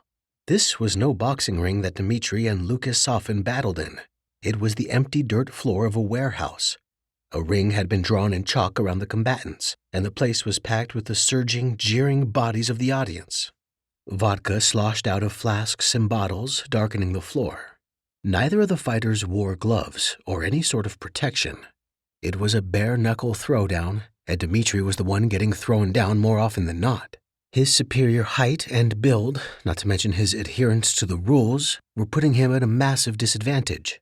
His opponent was much more compact and much more willing to bend the rules of engagement. What's more, he hadn't been out of the mob scene for 5 years. He was in peak condition, and he was playing to take home the prize. It's not like you really have to spend the night with Lucas Sofin if he wins. This isn't the Dark Ages. Besides, hadn't Dmitry just been going on that morning about how she was his property? The terms of this recent wager so flew in the face of what he claimed he stood for. Still, the atmosphere inside the club made Harper more than a little nervous. It was like she had left the civilized world and entered into a dangerous underworld, where electricity charged the air and the rules society abided by no longer applied. Normally, she would have thought this was the exact sort of place she might like to find herself. Now, she just wished they could learn what Lucas knew and get the hell out. God, this asshole better have the information we need. She had spoken to a few people in the crowd already and come up short. Nobody appeared to know anything outside of the fact that Igor Ivankov owned the Fight Club. As soon as it became evident that it was one of the Karev brothers going up against Lucas tonight, Harper had found her questions ignored in favor of the fight. The crowd around her hushed slightly, expectantly, and Harper glanced back into the arena. Dmitry was down again, and Lucas was sauntering over to her. His smile was sloppy, his eyes glassy. Clearly it wasn't water that he'd been drinking on the sidelines. "Hey, honey, you ready to have our own tussle in round 2? How about a kiss for good luck?" Before Harper knew what was happening, Lucas softened, leaned into the crowd, grasped the back of her neck, and planted his lips on hers. Her eyes flew open in shock. She could hear the audience going nuts around her, egging him on. But the salacious din drowned itself out as she caught sight of Dmitry over Lucas's shoulder. She didn't bother raising her own fist to ward soften off. She could see the storm that was already coming, and she was going to relish the destruction. Lucas disengaged from her, winked, turned, and met Dmitry's fist head on. Harper could have sworn she heard every vertebrae in his neck pop at once as his head whipped around his shoulders. The crowd backed up quickly to make room for Lucas's body as he fell. He lay on the floor, crumpled and dazed. Harper pushed him with her toe for good measure. Several people laughed at the display. Dmitry yanked Lucas up by his shirt collar. "Fight's over. Let's have a drink," he suggested. Lucas glanced around deliriously, but could see that money was already changing hands. On the other side of the ring, the next fighter bounced and socked the air in rapid succession as he prepared for the upcoming round. Lucas groaned. "Next time, sweetheart," he promised Harper through a bloody nose. Harper briefly thought about bloodying his other nostril just to even things out, but Dmitry, perhaps anticipating the violence in her heart, dragged Lucas away before she could get her own crack at him. When he returned to rejoin her in the crowd moments later, he looked troubled. His handsome face was downcast in a grave expression, and there was already a black eye beginning to form below his left eye. Harper took his face in her hands and brought her lips to his. She felt him relax into her instantly, as if a kiss of affection from her was a balm that could take all his pain away. "What did you find out?" he asked her as she drew back. "Nothing. You?" "Lucas has been doing some investigating on his own, although his methodology isn't exactly foolproof. Still, he's good friends with my brother, Vlad, and since the failed assassination attempt at the O'Connor Art Gallery, he's felt as if he had a personal stake in bringing our father's killer to justice. He thinks Igor is the one pulling the strings and ordering hits inside the family, but he still doesn't have definitive proof." "Baby makes 3, Harper remarked. "That's 3 people who have arrived at your Uncle Igor. So, what now?" "Go home and get an ice pack," Dmitry said wearily. "Regroup. Then we outline an efficient plan on how to move forward in the morning." "I guess you're taking home the prize tonight," Harper mentioned. She looped her arm through Dmitry's as they headed out the back door of the warehouse together. "The question is, what do you intend to do with her? And please don't outline a 5-point plan." "Something tells me a plan wouldn't do me any good in this instance," Dmitry murmured as he drew her into his arms. "That kiss you gave me earlier, there was something about it." I was trying to wash the softened taste out of my mouth," Harper protested. It was only the 2 of them in the back alley shadows, with everyone else gathered in the club, yet she had never felt more crowded, more captive. In his arms, her free spirit was in no danger of being tamed. If anything, it soared more freely than she could ever remember feeling in her life. She knew exactly what Dmitry was referring to about the kiss, and Dmitry knew she hadn't misunderstood. She was stalling, still trying to find a way out of this. But there was no going back for either of them now. "What do you feel for me, Harper?" "I need to know the truth," Dmitry said. His piercing blue gaze pinned her to the spot. "I need to know. Because Her silencing lips answered him. In the next moment, Harper privately cursed herself for interrupting what he had been about to confess. But the impulse to keep certain feelings between them unsaid and unexplored was too overwhelming. She had never been a woman to let herself be pinned down by someone else, to feel utterly captive to another's embrace. It felt like a betrayal of herself, and it frightened her as much as it thrilled her. What had this hard-ass Russian done to her? More importantly, what was he about to do to her? Her lips on his were all the provocation either of them needed. Dmitry grasped her shoulders and crowded her back into the deep shadows of the warehouse. Harper barely noticed it when her shoulder blades connected with the hard surface of the building. She was too busy fumbling with his belt buckle. The way he grappled to subdue her, she wondered if he wasn't still completely adrenaline-fueled from his fight, and considered this the final round before he claimed his ultimate reward. "I see you have a thing about walls," she gasped, even as she reached between them to rip open the buttons of his jacket. Dmitry growled in response, possibly because he didn't like his clothes being on the receiving end of her roughness, and fought to work his shoulders out of the coat. "You wanted to get me into bed. All you had to do was ask," he replied, before swooping in again. His muscular arms, now divested of his jacket, rippled with barely checked strength. His hands, bruised and bloody-knuckled, gripped either side of her face as he crushed his lips against hers once more. The stars above would have been spinning had Harper been able to see them from the shadows. It didn't matter. She and Dmitry were igniting their own sparks in the darkness. Sorry, readers. Here's where we fade to black due to YouTube explicit content guidelines. If you dream for the steam, you'll need to take a look in the book. Harper matched his hurry as she pieced herself back together in the darkness. She was surprised when she felt the weight of his jacket settle on her shoulders. Her ravenous, wolfish Russian had returned to a gentleman by the light of the moon. "Thank you," she murmured once she had steadied her breath. She pulled his jacket tightly around her, taking in the faint smell of coffee, Old Spice, and book glue. "For which part?" Dmitry asked with a smirk. He reached up to smooth a strand of long blonde hair that had come loose from his bun. Harper punched him lightly in the shoulder as they stumbled out to the street. A sudden noise made Dmitry halt mid-step, and Harper's blood ran cold. It came again, and there was no mistaking it this time, the low, double-tap whoop of a police siren. She saw a flash of red and blue cast across the side of the warehouse. Oh, shit. A black, unmarked sedan pulled up beside them. Its wheels had scarcely stopped before the passenger was getting out of the car. "Were the two of you inside there just now?" a man in a black suit demanded. Harper cast her eyes to Dmitry, stricken.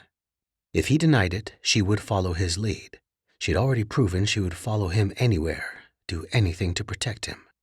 "Yes," Dmitry said. "Is there a problem?" The man opened the back door to the vehicle, and Harper's stomach sank. "FBI," the man said. "I suggest you come with me." 7. Dmitry. "I'm not saying anything until you put me in touch with my brother," Dmitry said. He kept his arms firmly crossed across his chest and leaned back in the extremely uncomfortable metal chair. Despite being a son of the mob, it was his first time in an interrogation room. It looked to be about what he had expected. 2 bright light radiating down from the ceiling, 4 sterile walls, and an untouched styrofoam cup of steaming coffee in front of him. He could tell by the aroma that the roast was burned, but he didn't think the agent interviewing him would appreciate his snobbish claims to a palate at the moment. Savannah Casillero stood by the door of the room, thin arms crossed similarly. She was a beautiful woman, built tall and lithe, and she had done something with the colored layers of her hair that would have doubtless made Harper salivate. While there was no denying the tension between them, Savannah was his brother Maxim's girlfriend, and a seeming asset to their family's murder investigation. At least that was how she had always portrayed herself. Dmitry wasn't sure what his personal opinion on the matter of Savannah's involvement was, other than that he was happy to see his brother happy. Hell, he would be happy to see his brother, period, right about now. Hence his first attempts at an actual demand. "You don't seem to know how this works," she noted. "Usually the first thing you ask for is a good mob lawyer." "I'm not with the mob," Dmitry said, "and I haven't done anything to warrant an arrest, so I don't believe I'll be needing the services of a lawyer." And honestly, there were more pressing things than his own innocence on his mind. He hadn't seen Harper since they had exited the fight club together. but he didn't want to let on to Savannah just how deeply involved he was with her. Not until he knew what the FBI knew. Where's the woman? He allowed himself an internal wince at reducing Harper to such a static noun, but her anonymity depended on him not giving too much away now. The woman? You mean Harper Allen? Savannah supplied for him. Time to change tactics. Dmitry leaned forward onto the table, and he knew he didn't have to attempt to make his face earnest. He wanted this meeting to go well between them, and he meant every word of what he was about to say. Savannah, you trust my brother, Dmitry said, and Maxim trusts me with his life. I want to find my father's murderer as much as the two of you do. We're on the same side. Savannah hung back toward the door for a moment longer. Then, with a gusty sigh, she loosened her posture a little. She pulled out the chair across from him and sat down. I do trust you, Dmitry, and I don't think that trust is misplaced. Her dark eyes glimmered as she appeared to weigh how much she revealed next. But the Bureau's been compromised in the past few days. Hacked. A lot of information on the mob, and on your father's case in particular, has been compromised. The methodology used is in line with how we know a hacker who goes by the handle Belvedere operates. Let's just say it doesn't look good for your girlfriend. Damn it, Harper. I don't know anything about that, he said. It wasn't a lie. He didn't know for certain how far past the bounds of the law Harper had allowed herself to reach, but he trusted Savannah's intelligence enough, on all fronts, to not doubt what she was saying to him now. Harper had stolen information from the FBI, and not thought the move pertinent enough to tell him about. That's exactly what your girlfriend said. Savannah pursed her full lips and waited. She's not, Dmitry bit off his protest. It was a knee-jerk response, and he wasn't sure who it was he intended to keep safe by going on the defensive. What was Harper to him? Just another hookup, but one that happened to be the best lay he'd ever had? One with a body that drove him crazy, whether or not it was present in the room with him or not? A woman who was beautiful, intelligent, funny, and infuriating all in one? A woman who he was exclusive with? And a woman he wrestled with for dominance in their relationship? They were in a relationship. There was no denying that.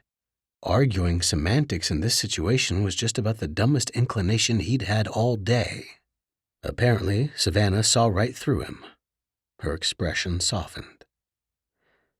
Maxim told me about your wife, she said. To lose someone you love to drugs. It's not easy to come back from that. I wasn't thrust into the foster care system for most of my life because of familial sobriety. Dmitry listened. He felt exhausted suddenly, and cold. He wondered if the FBI turned the AC up in their interrogation rooms to make their suspects accept the coffee that was offered, and decided he would ask Maxim about it later. He pulled the styrofoam cup to him. Savannah wore the patient, waiting look once more. There was no denying she was good at her job. I'm sorry, he said. You don't have to bring up your personal tragedy to try and establish a rapport with me. I know I don't. That wasn't what that was. Savannah leaned forward. I'm going to help you out and walk you through it as we go.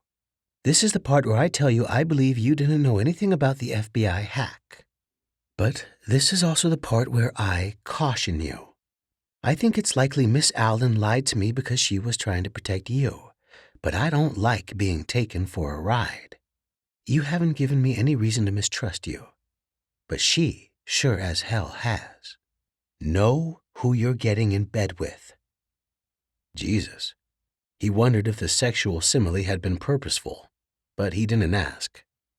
What do you want from us? He asked. I promise you that I'll make sure Miss Allen, is more cooperative. But first, I need to know why we're here. You're using the Bureau's information. There's no taking it back now, Savannah replied. But as a trade, I want to be brought in on whatever the two of you find, immediately. I'm not beyond threatening your girlfriend with jail time to try and turn her white hat for us. Right now, I'd say she's straying pretty far into the gray, Dmitry. Because we all know how much Harper likes to answer to authority, Dmitry kept the sarcastic thought to himself. Harper would absolutely cut off her nose to spite her face. If Savannah or any other agent came at her with that kind of ultimatum, the hacker was more likely to put her middle finger up and teach herself to dye her hair in a cell block toilet bowl. "I suppose you're just going to have to use your threat to blackmail me instead," Dmitry replied. Savannah smiled. "It's cute the way you guys keep trying to protect each other from the big bad bureau. I promise you we're all on the same side here.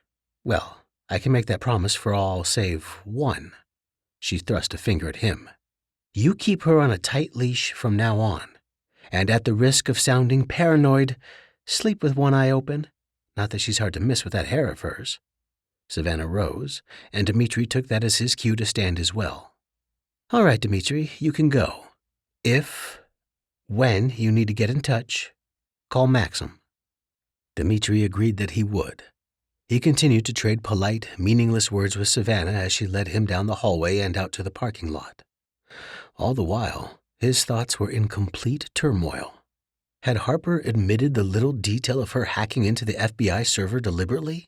She had admitted once to knowing about Agent Casiliero's ties to his brother. She professed to be on his side of the conflict, but this was a huge betrayal of his trust any way he measured it. And Dmitry couldn't help measuring. He couldn't help drawing all the comparisons between Harper and his Lily. The secrecy, the lack of impulse control, the playing innocent. How could Harper not be toying with him in the exact same way? She was reckless. She endangered everything, his family's safety, the integrity of their investigation, and most of all, herself. Savannah left his side, and Dmitry realized the object of his mental disorder, his life disorder, was standing before him. Harper, heels in hand and her hair slightly deflated, peered up at him. "Hey, stud," she offered. "Hope they didn't put you through the ringer. Don't worry, I played dumb the whole time. I know it's late, but still want to go back to my place? We can discuss what we want to do next uninterrupted. Well, almost uninterrupted," she amended suggestively. He locked eyes with her, prolonging the moment. Harper blinked her full lashes, mouth quirking slightly in anxious question. For some reason, it was the weak attempt at a smile that put him over the edge. "You lied to the FBI," he stated, "and you lied to me. You went completely off book without telling me and endangered everything we've worked for." "What?" Harper's voice shook with a question, and Dmitry realized just how much on the fringes of his control he sounded. That's... He turned away from her. He started walking. Dmitry didn't go home to his apartment. As soon as he was out of view of the FBI headquarters, he caught a cab and went straight to the bookstore, shunning every possible reminder of the woman he had once loved, and the woman who had, despite his best efforts, slowly started to take her place. He couldn't be in love with a woman like Harper. He couldn't go through this again. Someone so disordered, so upside down, so willing to bend the rules. She had apparently already beat him to his sanctuary. Dmitry paid the cab driver and folded himself out of the back seat of the car. Harper stood on the doorstep of the bookstore, hugging herself and tapping her bare foot impatiently. Evidently, she hadn't taken the time to go home either, since her heel still dangled from one hand. The aura she gave off, that of a jilted lover or one-night stand, shouldn't have been as sexy as it was. The sight of her standing there shouldn't have scattered every tenuous plan he had made on the ride over so easily. "I'm just here to get my things," she stated as soon as he joined her. "But you never gave me a key due to your fucked-up trust issues." Dmitry drew out his keyring. His own ride over had given him time to cool off. Evidently, it had given Harper time to ignite. Her big, beautiful eyes blazed at him in fury. "So I figured it'd be the easiest thing if I just met you here," she continued. "That way you can get rid of me all nice and clean and—" He had barely inserted his key into the lock before the front door was pushing open of its own accord. The hinges creaked, the bell tingling hollowly. Harper bit herself off mid-tirade, eyes rounding. They both knew he always locked it. They looked at each other. "Stay behind me. Dmitry instructed as he moved inside. A figure sat behind his desk. His uncle, Igor Ivankov, reclined behind the register with his expensive shoes propped up on the table. Dmitry noticed that all of his books had been flung on the floor, and some of them had pages torn from them and scattered about. His stomach plunged to think that his uncle had been lying in wait for him, and when he saw his desk lamp glint off the barrel of a gun, he knew he was wholly correct in his assumption. "It's not like you to leave the store unguarded. Running around the city playing detective, Dmitry." His uncle's thick accent dripped with a malice Dmitry had never heard before, a malice he evidently didn't think he needed to bother suppressing anymore. Harper shrank closer to him, but she didn't get behind him like he had ordered her to. She stood by his side, attention fixed on Igor, her expression one of obvious loathing. There was no more hiding, no more games between the three of them. It was only his uncle that insisted on keeping up appearances now. "You always were so involved with your books, Dmitry," Igor continued. "I'm afraid in recent days you may have allowed your imagination to run away with you." "That's my father's gun," Dmitry said levelly. "He always had it on him. They couldn't find it the night he was killed." "I remember that gun," Harper continued uncertainly. She glanced up at Dmitry, eyes wide as she looked for confirmation. "He brought it out once to show me when he visited my family. He even let me hold it." "Ah, yes. The Owlin family," Igor said. "My first real indication that your father had gone soft, Dmitry. I had suspected as much for a long time. So, I split him open to see what he was made of. Know what I found? Something unfathomable, cold, and animalistic entered into Igor's eyes. We are not made of the same stuff, my brother and I. He was too weak all along for this business. Imagine living in his shadow for so long only to discover it now. But you, Dmitry, you know, you are always my favorite nephew. You are afraid of your own strength, but I tell you now, you don't have to be. Come and work for me. I will not let you go as easily as your father did." "You don't have to," Dmitry said, "because I'm not going anywhere. I've already chosen where I want to be." He pulled Harper close. "You're the one who's going to prison."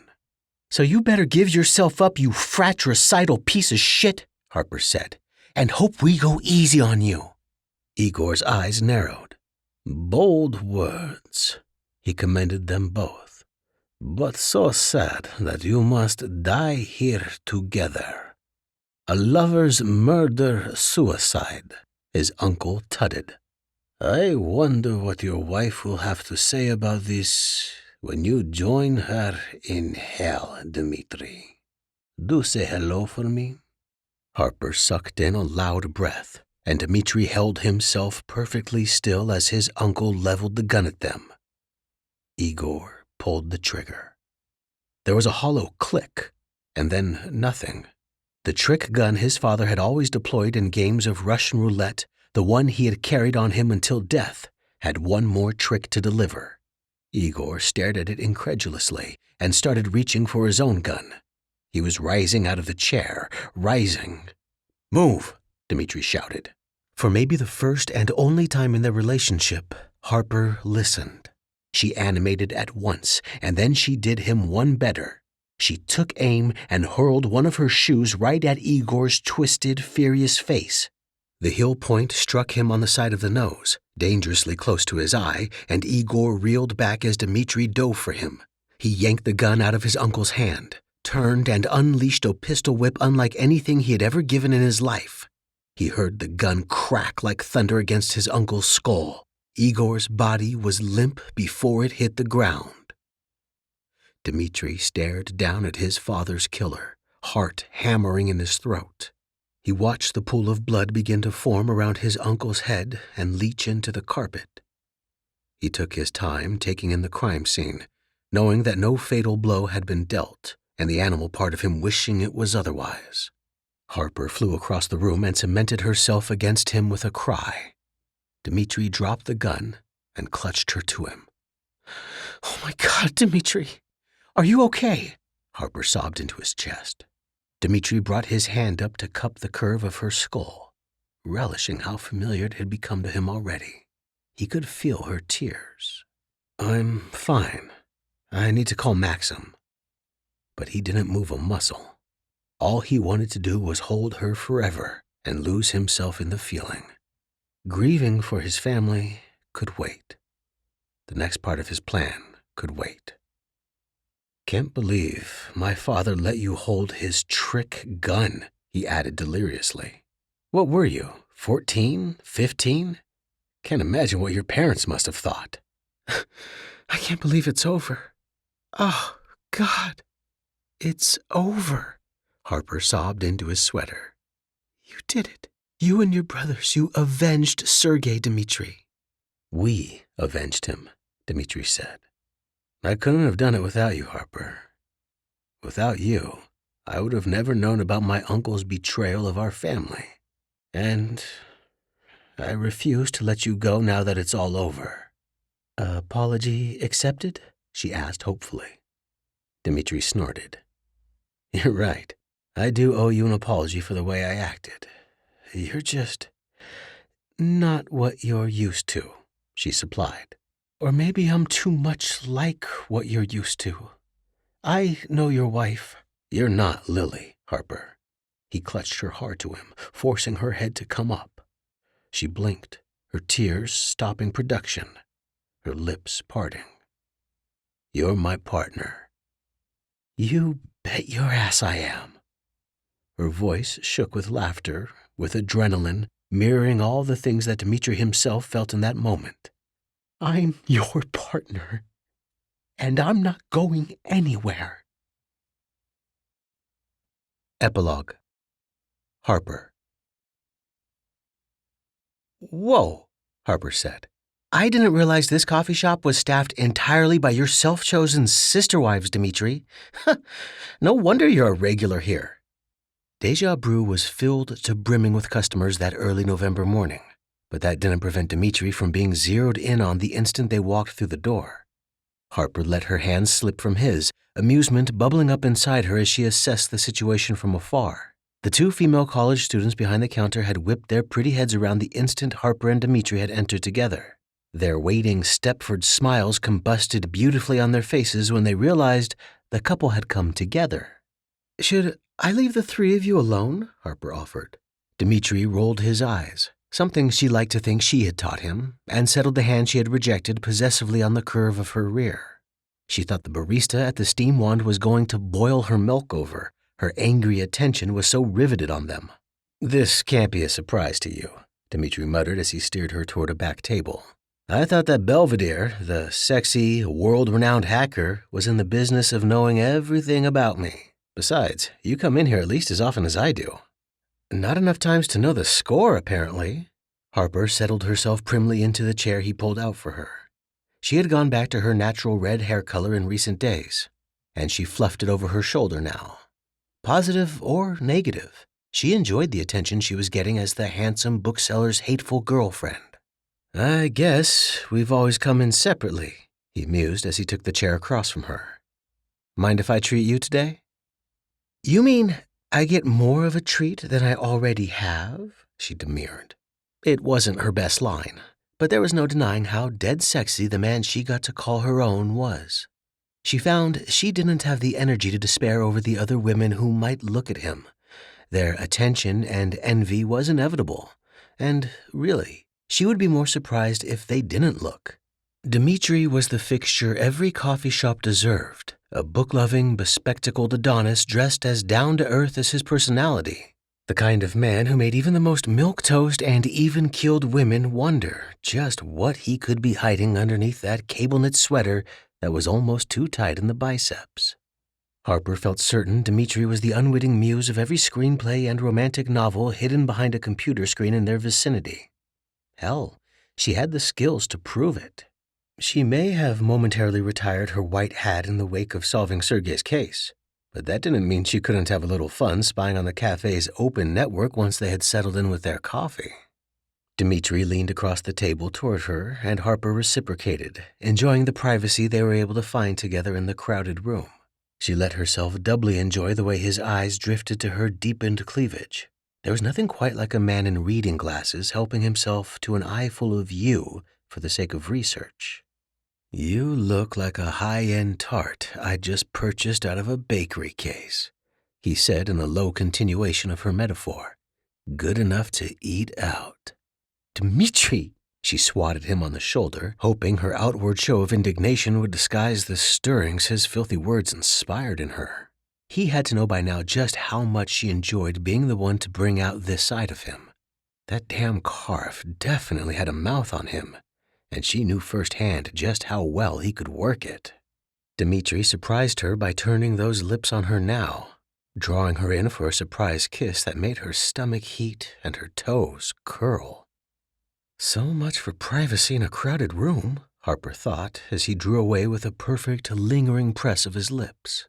There was no way any interested eyes in the establishment would miss the Russian marking her as his. "So, what will it be?" he intoned. "Just a cup of coffee, please," she murmured, lowering her eyelashes in a sultry display. "Something tells me I need to keep my stamina up today." "Something tells me you're right." Dmitry rose. His hand found her shoulder and gave it an affectionate squeeze as he moved off toward the front. "And tell them to hold the arsenic," she mentioned. While she waited for him to return, Harper occupied herself by pulling out her phone and checking the security settings on the cafe's wireless.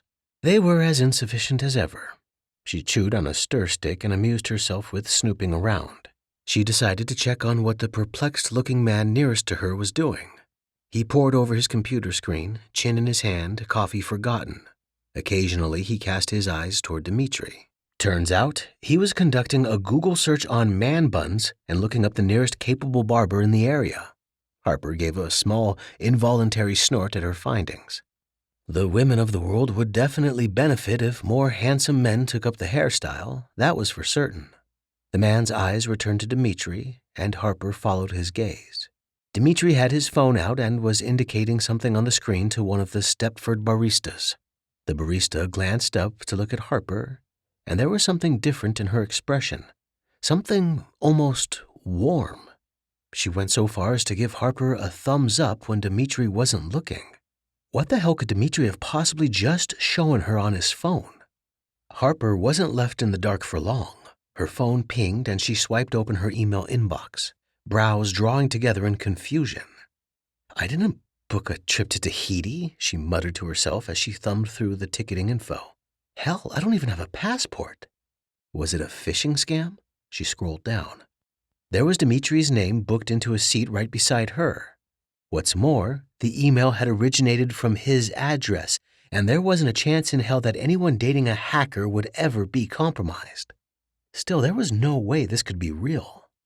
Harper's eyes rounded, and she looked up again quickly. Dmitry had his back turned to her and was making himself busy at the milk bar. Her Dmitry had booked a spontaneous trip out of the country? Where was the budgeting spreadsheet, the itinerary, the SPF sunscreen? Where was the plan that would completely rob Tahiti of its fun and turn it into a bore? It was an incredible gesture, one that made her heart soar and her lips ache to show every inch of him just how much she appreciated it. But she wasn't going to be outdone.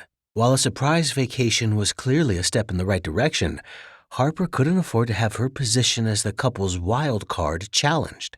A few rapid thumb taps later, and she retired her phone back to her pocket, smiling breezily as Dmitry rejoined the table with their coffees. "Well, anything interesting come up while I was away?" he asked her, careful to keep his eyes down and his voice neutral. He was so obvious. "I don't know," Harper answered, matching his disinterested tone as she blew into her coffee. His phone buzzed a notification, and she watched Dmitry swivel to draw it out of his pocket. He read the message on the screen, then his eyebrows shot up so far and fast his reading glasses nearly jumped off his handsome nose. "You hacked my surprise flight and changed our tickets? How?" "Keep reading," Harper said casually. Dmitry looked as if he couldn't decide whether to be angry with her or impressed and amused by her skill. He scrolled down. "Hawaii," he read out loud. "Not bad, and you even managed to save me money on the flight. But why the islands? To get a passport in time, I'd have to acquire a fake one illegally. As fun as that'd be, I figure you wouldn't want that." Harper shrugged. "But obviously you want to see me in a bikini, so I tried to take some of your feelings into account." "How thoughtful of you," Dmitry commented, his smile of faint disapproval morphing into one of appreciation as Harper rose to come around the table and seat herself in his lap. She loved feeling so close to him, and from the way his hands came up automatically to cinch her waist and hold her tightly against him, she knew she wasn't the only one. She laced her arms around his neck and bit her lip suggestively. "Are you mad?" she asked. "That you're going to make me propose to you in Hawaii?" Dmitry's grip on her waist tightened. "Are you kidding?" Harper threw her head back and laughed in pure exhilaration. It was a discussion that had been on the table before, but Dmitry's admission of his intentions really did take her by surprise. "I love you." She knocked her head forward and gazed deeply into his eyes. Her natural red ringlets fell into her eyes, concealing their secret moment from the rest of the shop. The next moment, Dmitry's lips were upon hers, tasting her confession for himself. Harper gave it again eagerly, wordless this time, sliding her tongue past his lips and tangling her fingers in his blonde hair, as every cell phone in their vicinity started to go off. A chorus of beeps and buzzes that sounded almost like wedding bells. This has been Her Relentless Russian, Karev Brothers Book 3, written by Leslie North, read by D.C. Cole. Copyright 2017 by Relay Publishing. Production copyright 2017 by Relay Publishing.